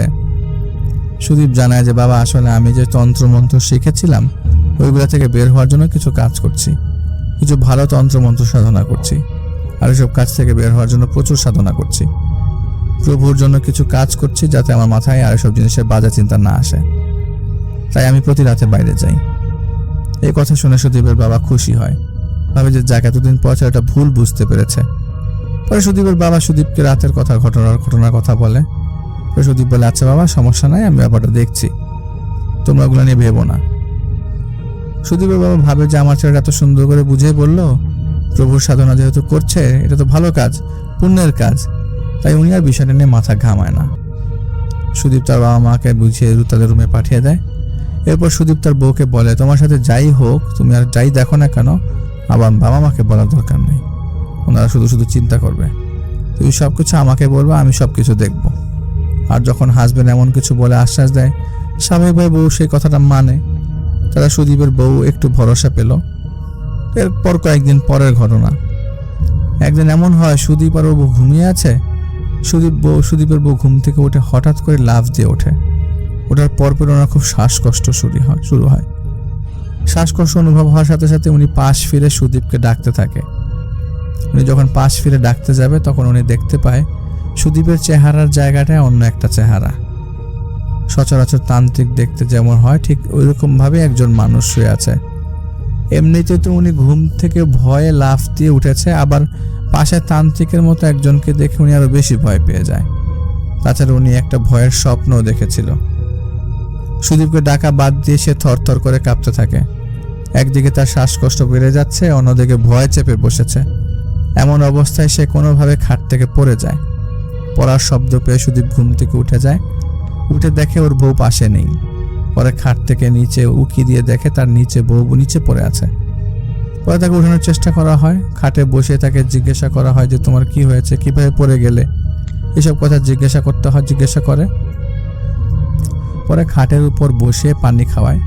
পরে সুদীপের বউ বলতে থাকে আমি স্বপ্নে দেখলাম প্রথম আমার যখন বাচ্চা পেটে আসাকালীন সময় যে স্বপ্ন দেখি, দুইটা লাল ষাঁড় একটা তান্ত্রিকের মতো লোক এসে এক কোপে মাথা বিচ্ছিন্ন করে দিল, আর একটা ষাঁড় ওইটা দেখে মারা যায়। ঠিক সেই একই রকমভাবে আমি স্বপ্নে আবার দেখতে পাই। আমার শরীরটা ভালো লাগছে না, খুব অস্বস্তি লাগছে। পরে সুদীপ বলে তুমি ঘুমাও, এসব কিছু না, আমি তোমার প্রোটেকশনের জন্য ব্যবস্থা করছি। পরে সুদীপের বউ আশ্বস্ত হয়। আস্তে আস্তে তার শ্বাসকষ্টটা কমতে থাকে। এক পর্যায়ে সুদীপের বউ নর্মাল হয়। নর্মাল হওয়ার পর সে দেশে দিনের মতো ঘুমিয়ে যায়। এর দুদিন পর তাদের একটা পূজা থাকে। তারা পূজায় যায়। যেদিন তাদের পূজা ছিল সেদিন সম্ভবত মঙ্গলবার ছিল। ওনারা পূজা থেকে বাসায় ফেরার পর সুদীপ বাইরে যায়। সুদীপকে তো সবাই চিনে, জানে একটা সাধনা করছে, ভালো কিছু করছে। এজন্য তারা সুদীপকে বাইরে যেতে বাধা দেয়নি। মাঝরাতে সুদীপ কিছু বন্য শূকরের হাড় নিয়ে বাসায় আসে। যেহেতু মাঝরাতে আসছে তখন সুদীপের বাবা মা ঘুমাচ্ছিল। তো সুদীপ কি করে, শূকরের ওই হাড়গুলা ওই বোর হাতে দেয়। এর মধ্যে থেকে দুইটা হাড় তাকে আলাদাভাবে দেয় আর বলে এই দুইটা হাড় তুমি তোমার বালিশের নিচে রাখবা।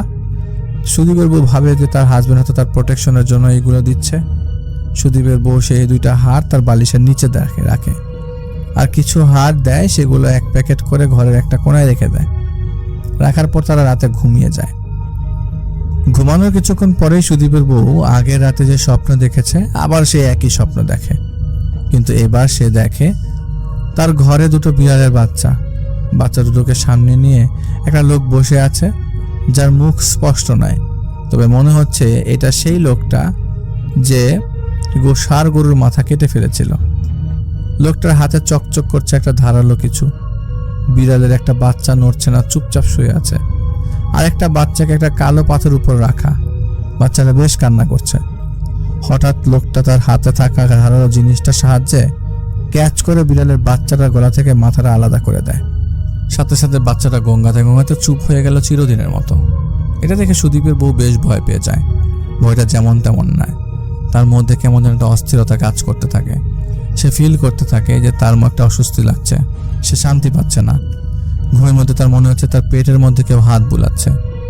এমন সময় হাত বোলাতে আচমকা নখ দিয়ে তার পেটের মধ্যে কে যেন আঁচড় দেয়।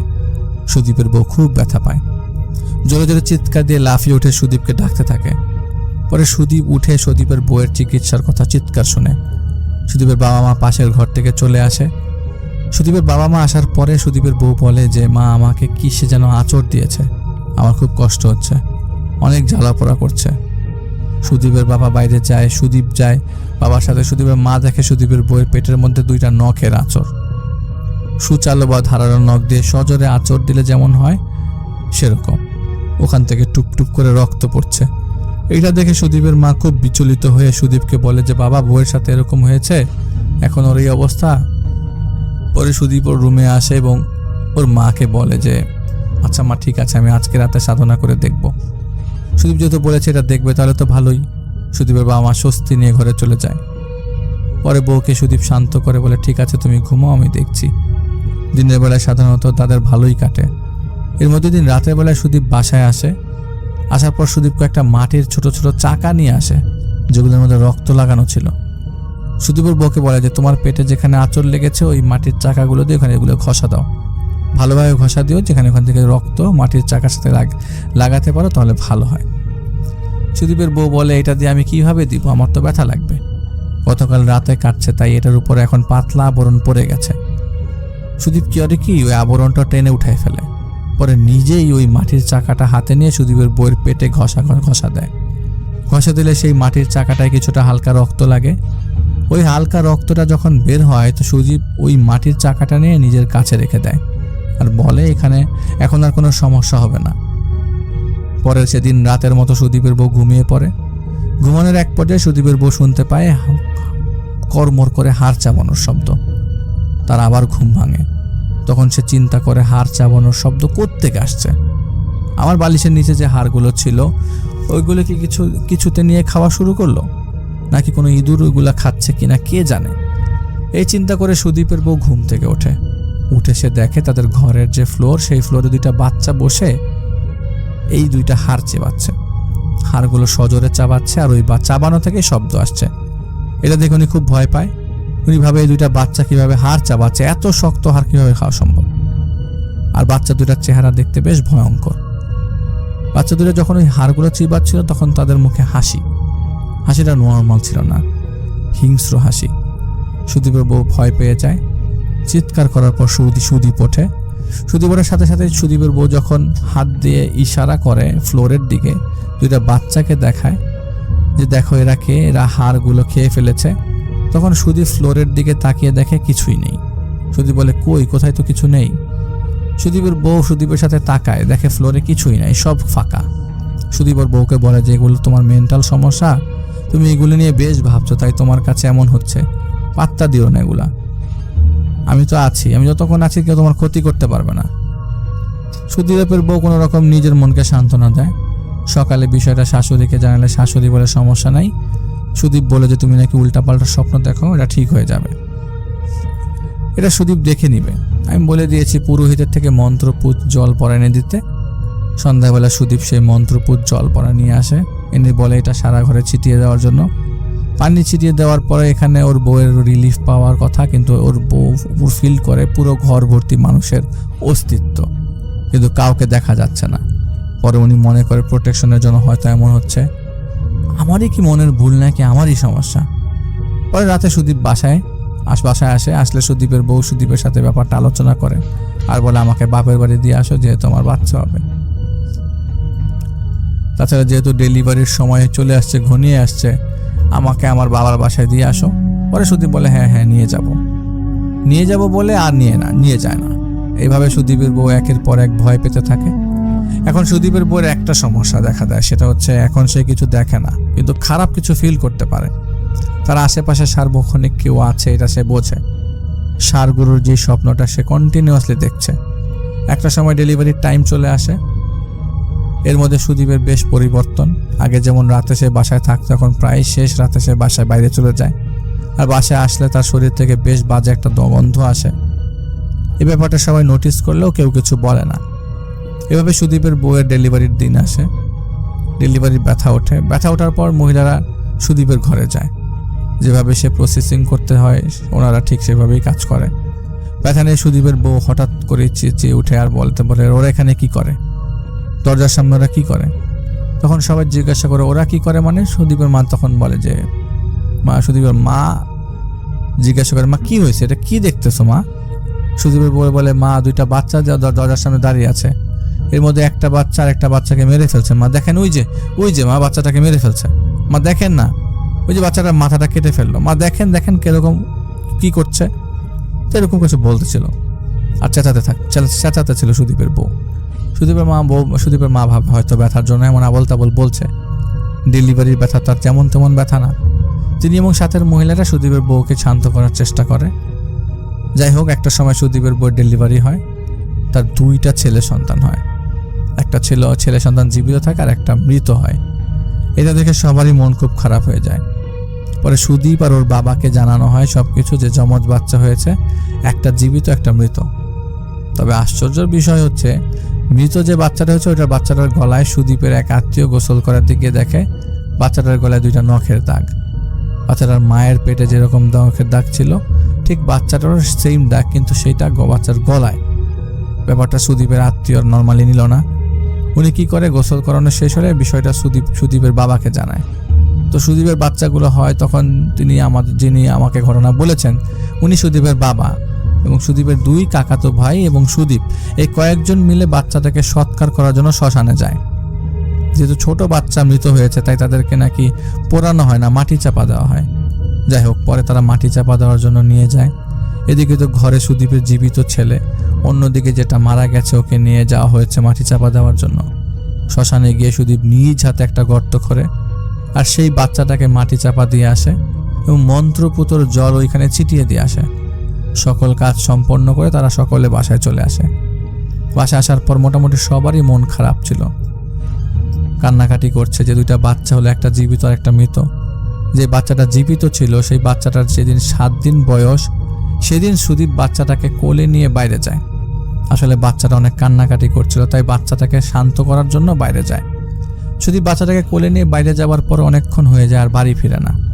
এদিকে পরিবার তো চিন্তায় অস্থির, চারদিকে খোঁজা শুরু হয় কিন্তু না, সুদীপের সন্ধান তো আর মেলে না। মোটামুটি 3 দিন কোনো খোঁজ খবর নাই, কেউ জানে না কোথায়। সুদীপেরও কোনো খবর নাই, বাচ্চাটারও কোনো খবর নাই। সবার মধ্যে একটা কানাঘোষা চলতে থাকে যে বাচ্চাকে নিয়ে সুদীপ গেল কই।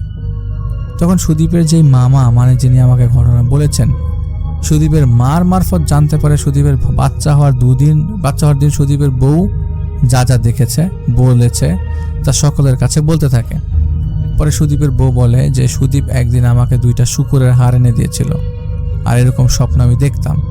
সুদীপ এসব আপনাদের বলতে নিষেধ করত। পরে সবকিছু ডিটেলস তাদের বলা হলো। পরে সুদীপের মামা বুঝতে পারে যে সুদীপ হয়তো তন্ত্র সাধনায় করছে, এটার জন্য হয়তো সুদীপ বাচ্চা নিয়ে গেছে। সবাই তো হাই হুতাশ করে মোটামুটি পাগল প্রায়। তো সুদীপের যে বন্ধুর মাধ্যমে সুদীপ পাহাড়ের তান্ত্রিকের কাছে যেত সেই বন্ধুর খোঁজ করা হয়। পরে ওই ছেলেকে নিয়ে সুদীপের মামা, সুদীপের 2 কাকাতো ভাই, পুলিশ আর গ্রামের কয়েকজন মিলে সেখানে যায়। যেহেতু মিসিং ছিল সুদীপ তাই পুলিশে জিডিপ করা হয়েছিল। ওরা সবাই মিলে সেই তান্ত্রিক যে পাহাড়ে থাকতো সেই পাহাড়ে যায়। সেখানে যাওয়ার পর তারা একটা ছোট ছনের বা ঘর দিয়ে বানানো একটা ছোট্ট কুটির দেখতে পায়। দেখে সেই কুটির দরজাটা বাইরে থেকে আটকানো, বিকট গন্ধ আসছিল ভেতর থেকে। যেহেতু আশপাশটা অনেকটা নির্জন, কোনো মানুষজন যায় না সচরাচর, তান্ত্রিক থাকে, এইটা শুনে তো আর যাওয়া যায় না। পরে ওনারা ঘরে যাওয়ার পর দেখে সুদীপ বাঁধা অবস্থায় মাটিতে পড়ে আছে, তার জ্ঞান নেই, শরীরে মারের দাগ। আর সুদীপের যে বাচ্চাটা সেই বাচ্চাটার বডিটা পড়ে আছে একটা পাথরের পাশে, কিন্তু মাথাটা নাই। সুদীপের বাচ্চার মাথাও নাই, সেই তান্ত্রিকও নাই। সবাই ভাবে যে এই তান্ত্রিকের পাল্লায় পড়ে সুদীপ তার বাচ্চাটাকে কোনোভাবে বলি দিয়ে দিয়েছে। পুলিশ সবকিছু দেখলো, বডি আর আলামত নিজ হাতে নিল। তবে তারা যখন সেই ঘর থেকে বের হতে যাবে তখন তারা দেখে একটা কোনায় কিছু একটা পেঁচানো। যেহেতু 3 দিন পর তারা ওই ঘরটায় ঢুকেছে, বিশ্রী একটা গন্ধে তারা থাকতে পারছিল না। তারা বের হওয়ার সময় দেখে কিছু একটা উঁচুর মতো ঢাকনার মতো একটা দিয়ে ঢাকা। সুদীপের মামা ওইটা গিয়ে সরায় আর তখন দেখে ওইখানে আরেকটা বাচ্চা, আর এইটা সেই বাচ্চা যেটাকে 1 সপ্তাহ আগে তারা মাটি চাপা দিয়ে এসেছিল তার মামা সহ। আর এখানে সেই বাচ্চাটাও পড়া। এই বাচ্চাটার সেম বডি আছে, মাথা নেই। পুলিশ সেটাও নেয়। সুদীপ যেহেতু জীবিত ছিল তারা সুদীপকে হাসপাতালে ভর্তি করায় এবং বাচ্চা দুটো নিয়ে ময়নাতদন্তের জন্য নিয়ে যায়। 2-3 দিন 4 দিন করে এরকম করে ঠিক 1 সপ্তাহ পর সুদীপের জ্ঞান আসে। জ্ঞান ফেরার পর সুদীপ হাওয়া করে কান্না করতে থাকে, সবাইকে সবকিছু বলে। পুলিশ জবানবন্দি রেকর্ড করে। সুদীপ বলে যে আমি ওই তান্ত্রিকের কাছে যেতাম, বিভিন্ন সময় কিছু সাধনা করতাম। আমাকে প্রথমে 2টা কবুতরের মাথা কেটে নিয়ে যেতে বলে, আমি নিয়ে গিয়েছিলাম। এরপর তার সাথে কাজ করতে করতে বিভিন্ন সময় বিভিন্ন প্রাণীর মাথা, শরীরের বিভিন্ন অংশ বা হাড় আমি জোগাড় করে দিতাম। তার বিনিময়ে তিনি আমাকে কিছু তন্ত্রমন্ত্র শিখাতেন। আর যে সকল জিনিস আমি শিখতাম সেই সকল জিনিসগুলো আমি প্রায় আয়ত্ত করে ফেলেছিলাম। একদিন সে আমাকে বলল যে এগুলো দিয়ে কিছু হবে না, তুই ভালো কিছু পাইতে চাইলে, দুনিয়ার রাজ করতে চাইলে তোর নিজের সবচেয়ে প্রিয় জিনিস দিতে হবে। তখন সুদীপ বলে আমি যে কোনো কিছু দিতে প্রস্তুত। তান্ত্রিক বলে আমি ভাবছিলাম তোকে আমি শিখাবো, কিন্তু তুই তো এই কাজ করতে পারবি না। সুদীপ বলে পারবো না মানে কি? পারবো, আপনি বলেই দেখেন, আমি দুনিয়ার কাজ, দুনিয়ার যে কোনো কাজ করার জন্য সব কিছু করতে পারবো। তান্ত্রিক বলে তুই তো বিয়ে করেছিস, তুই আর তোর বউ মিলে দেখ সন্তান হয় কিনা তোদের। যদি তোরা একটা সন্তান দিতে পারিস তাহলে আমি তোকে এমন কিছু দিব যাতে তুই পুরো পৃথিবীর শক্তিমান থাকবি। তান্ত্রিকের মুখ থেকে এসব কথা শুনে সুদীপ প্রায় গলে যায়, লোভের মধ্যে পড়ে। লোভে লোভে তান্ত্রিকের সব কথাই সে মেনে নেয়। একবার এমন হয়েছে যে কিছু মানুষের লাশ সে কেটে নিয়ে গেছে, হাতের বিভিন্ন অংশ, মাথার অংশ কেটে নিয়ে গেছে, 2টা 3টা, যখন যেটা পেরেছে। যখন তান্ত্রিক বলে তোর নিজের সন্তান দিতে হবে, সুদীপ ভাবে এটা কোনো ব্যাপারই না, সন্তানের বিনিময়ে যদি দুনিয়ার রাজ করতে পারে তাহলে সেটাই ভালো। সুদীপ বাচ্চা নেওয়ার জন্য চেষ্টা করে। একসময় সুদীপের বউ কনসিভ করে। সুদীপের বউ যখন প্রেগনেন্ট হয় সুদীপ খুশি। 6 মাস যখন যায়, সুদীপের বউকে যখন ভয় দেখাতো তখন নাকি ওই তান্ত্রিক সেই অপদেবতাকে দিয়ে সুদীপের বউকে ভয় দেখাতো। আর এই তান্ত্রিক সব কিছু উৎসর্গ করতো ওই অপদেবতাকে, আর এই কাজগুলো সেই অপদেবতা করতো। একটা সময় যখন বাচ্চাগুলো তো হয়, তখন আমি নিজ হাতে সেই মরা বাচ্চাটা নিয়ে যাই তান্ত্রিকের কাছে। নেওয়ার পর সেই বাচ্চাটাকে আমি তান্ত্রিকের হাতে দিই। তখন সেই তান্ত্রিক সেই মরা বাচ্চাটাকে কাটতে বলে। আমি বাবা হয়ে সেই মরা বাচ্চার মাথাটা কাটি। তখন আমার মধ্যে থেকে লোভ চলে যায়, আমি সেন্সে ফিরে আসি। আমি আমার বাচ্চার গলা কেটে ফেলি। কাটার পর সে আমাকে দিয়ে কিছু কাজ করায়। সে তার মতো রিচুয়াল করে, বডিটা ঘরেই থাকে। আমার তখন অনেক মায়া লাগতে থাকে। ছোট বাচ্চা, সেটা আমি কেটে ফেললাম বাবা হয়ে, তাও আমার নিজের সন্তান। পরে আবার ভাবলাম যে থাকো তো, এমনিই মৃত জন্ম নিচ্ছে, ওর কাটলে আর কি হবে। তারপরের দিন তান্ত্রিক আবার বলে, তুই যদি তোর জীবিত সন্তানটা আনতে না পারিস, তাহলে তাকে যাকে উৎসর্গ করে তার রক্ত যদি অপদেবতার পায়ে না দিতে পারিস, তাহলে তুই এই কাজে পূর্ণতা লাভ করবে না। তোকে সাধনা দেওয়া যাবে না, তোকে বর দেওয়া যাবে না। সুদীপ কি করে, বাকি যে 4 দিন 5 দিন থাকে খুব চিন্তা ভাবনা করে সেই 7 দিনের দিন বাচ্চাটাকে নিয়ে চলে যায়। সুদীপ নিজের বাচ্চাটাকে জবাই করে, বাচ্চাটার মাথাটা এক কোপে কাটে, কোনো একটা কিছুকে উৎসর্গ করে, সাথে সেই তান্ত্রিকটা সব প্রসেসিং করে। সব রিচুয়াল শেষ করার পর সে তান্ত্রিকটা সুদীপকে বলে, তুই এখন অনেক ক্লান্ত, আর যেহেতু রিচুয়ালগুলোর মাধ্যম মধ্যরাতে করে, তাই তান্ত্রিক বলে তুই বাসায় যা বিশ্রাম নে। 3 দিন ধরে সুদীপ ওখানে থাকে। পরে তান্ত্রিক তাকে একটা পানি দেয় আর বলে যে, নে তুই এই পানিটা খা, এই পানিটা খেলে তোর মন্ত্র সব মুখস্থ থাকবে, তুই বুঝতে পারবি, তুই নিজের মধ্যে একটা শক্তি পাবি। এইসব বলার পর সুদীপ 7-5 না ভাবে পানিটা খেয়ে ফেলে। ওর মধ্যে আরেকটা সেন্স কাজ করে, আমি আমার সন্তানটা মেরে ফেলেছি, 2টা সন্তান। সুদীপ যে কাজগুলো করেছে ওর মধ্যে কোনো অনুতপ্ত অনুশোচনা কিছুই ছিল না, বরং শক্তি পাবার আশায় নেশায় এতটাই পেয়ে বসে যে সঠিক ভুল বিচার করার ক্ষমতা হারিয়ে ফেলে। পরে তান্ত্রিকের কথা অনুযায়ী সে বিশ্বাস করে পানিটা খায়। খাওয়ার পর সুদীপের এতটুকু মনে আছে ওর মাতাল লাগছে, পরে আর কিছু মনে নেই। পরে তান্ত্রিক তাকে এভাবে বেঁধে রেখে চলে যায়। সুদীপকে বাসায় নিয়ে আসা হয়, যেহেতু ঘটনা জানাজানি হয়, পুলিশও জেনে গেছে। ওই ঘটনা সবাই শুনে ঘটনাটা একটু সুস্থ হলে সুদীপকে পুলিশ ধরে নিয়ে যায়। সুদীপ এখনও জেলে, তাকে এখনও রিলিজ দেওয়া হয়নি। এটাই ছিল ঘটনা। তান্ত্রিকের ফাঁদে পা দিয়ে সুদীপ তার বাচ্চাগুলো হারায়। সুদীপ আর আজকে এই অবস্থা। সুদীপের বউ তাকে ডিভোর্স দিয়ে দেয় তার এই কাজের জন্য। কিন্তু এই যে সুদীপ কাজটা করলো, সে আসলে কি পেল? সামান্য কিছু লোভের কারণে তার জীবনটা এলোমেলো হয়ে গেল। এটাই হচ্ছে শয়তানের প্ররোচনা, আপনার জীবনটাকে এলোমেলো করে দেওয়ার জন্য।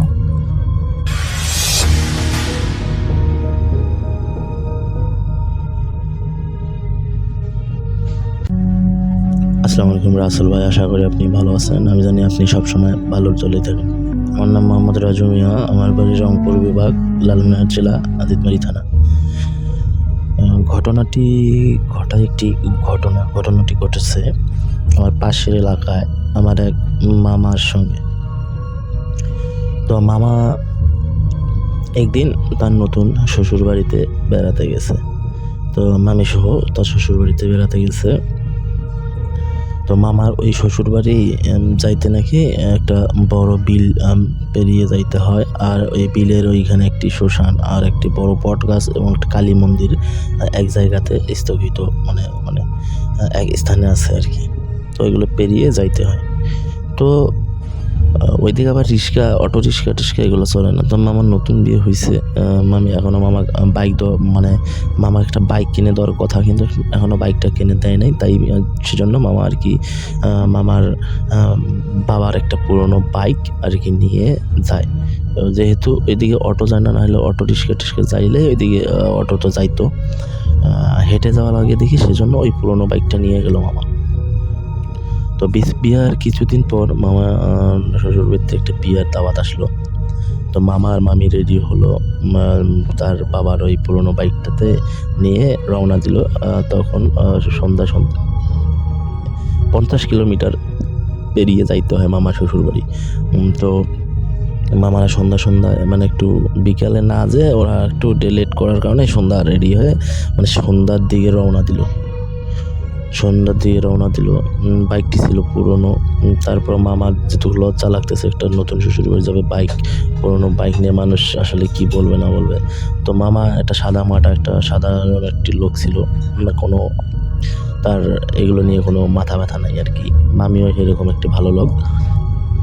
তো ওনারা দুইজনই রওনা দিল শ্বশুর বাড়ির দিকে। প্রায় 20 কিলো 25 কিলো আসার পর ঘড়ি তখন বাজে প্রায় 9টার দিকে, 9টা কি 9:30 বাজছে আর কি। তো আর 5 কিলো পুরো প্রায় 40 কিলো রাস্তার মতন এসে, 40-45 কিলো রাস্তার মতন এসে ওই বিলটা আর কি পেরিয়ে যাইতে হয়। বিলের সামনে 5 কিলো এইভাবে আমার শ্বশুর বাড়ি। ওই বিলটা অবশ্য পার হয়ে যাইতে হয়। তখন রাত 10টা-11টার দিকে বাজে। তখন 10টা-11টা যখন বাজে, তো মামা আর মামি ওই বিলের ওই পাশ দিয়ে আসতে যে মামার বাইকের আবার হঠাৎ করে তেল শেষ হয়ে গেছে। এখন মহা জ্বালা, ওই জায়গায় কেমন করে তেল পাবে, কোথায় পাবে। উনি তো একদম লজ্জিত, আর ওনার মামির কাছে লজ্জিত। ওনার মনেই ছিল না যে বাইকে তেল ছিল না। তো এই বলে উনি ওই শ্মশানার মন্দিরের কিছুটা 1 কিলো আগে তেল শেষ। ওনারা আবার তেল ভরলো, সামনে আল্লাহর রহমত একটি দোকান পেয়ে ওইখানে একটা ছেলের দ্বারা আর কি তেল নিয়ে এসে তেল ভরলো। ওইখানে আধা ঘন্টার মতো, আধা ঘন্টার মতো আরও 1-1.5 ঘন্টা আর কি বসে মানে একজনকে টাকা দিয়ে একটা ছেলের দ্বারা তেল নিয়ে আসলো। ওইখানে 11:30 বাজে পুরো 1টার কাছাকাছি চলে গেল। এখন পালা ওই মন্দির পেরিয়ে যাবে। তো মামা আর মামি যখন মন্দিরের কাছাকাছি চলে গেল, তো ওনারা তো ওনাদের মতন গল্প সল্প করতেছে, দুইজনেই মানে একদম কথাবার্তা বলে যাইতেছে। হঠাৎ করে দেখতেছে কি ওই শ্মশানের ওইখানে দাউ করে আগুন জ্বলতেছে, কিন্তু কোনো লোক ছিল না। দাউ করে আগুন জ্বলতেছে, আর শ্মশানের ওই চারখানি যে 4টা রডের মতো থাকে, যে হিন্দুরা যেগুলোতে আর কি খড়ি দিয়ে লাশগুলো পড়ে হিন্দু ভাইরা, তো ওইখানে একটা লাশ শুয়ে না থেকে বসে, চুলগুলো এলোমেলো করে বসে করতেছে, মানে আর কি এই ফোন টিপতেছে। তো এটা তো একটা মারাত্মক কথা, একটা লাশ কেমন ফোন টিপে, তাও চিতার উপরে বসে। তো মামা আর মামি তো পুরো ভয়ে, আসলে মামি তো অনেক ভয় পেয়েছে যে উনি মনে হয় অজ্ঞান হয়ে যায়, এরকম অবস্থা। আর মামা বলতেছে তুমি ভয় কেউ না, আমি দেখতেছি। ওনারা কি কোনো রকম ওই পথটা পেরিয়ে সামনের দিকে চলে গেল। ওইখানে সামনে একটা লোক দেখতে পেল, ওইখানে ব্রেক দিল মামার তো আর মাথা ঠিক নেই, এই কি অবস্থা। তো ওইখানে ব্রেক দিয়ে লোকটিকে বলতেছে যে চাচা এরকম একটা শ্মশানে দেয় না, আগুন জ্বলছে, এরকম। ওই লোকটা আবার এখানে বিল পাহারা দেয়। তো খবর আসছে বাবা তুমি লেট না করে চলে যাও। লোকটি ভালো ছিল, যে এখানে আসলে নিত্য যে কোনো একটা জিনিস এরকম করে বেড়ায়, আমরা চোখে দেখি না হয়তো, ওই আমি তো দেখতেছি না, দেখো তুমি দেখো। ওই পরে মামা দেখতেছে ওইখানে কিছুই নেই। তো এরকম ভয় দেখিয়ে মানুষকে মানে করে, এখানে কিছু আত্মা জাতীয় খারাপ জিনিস আছে, তা তুমি লেট না করে চলে যাও, অনেক রাত হয়েছে।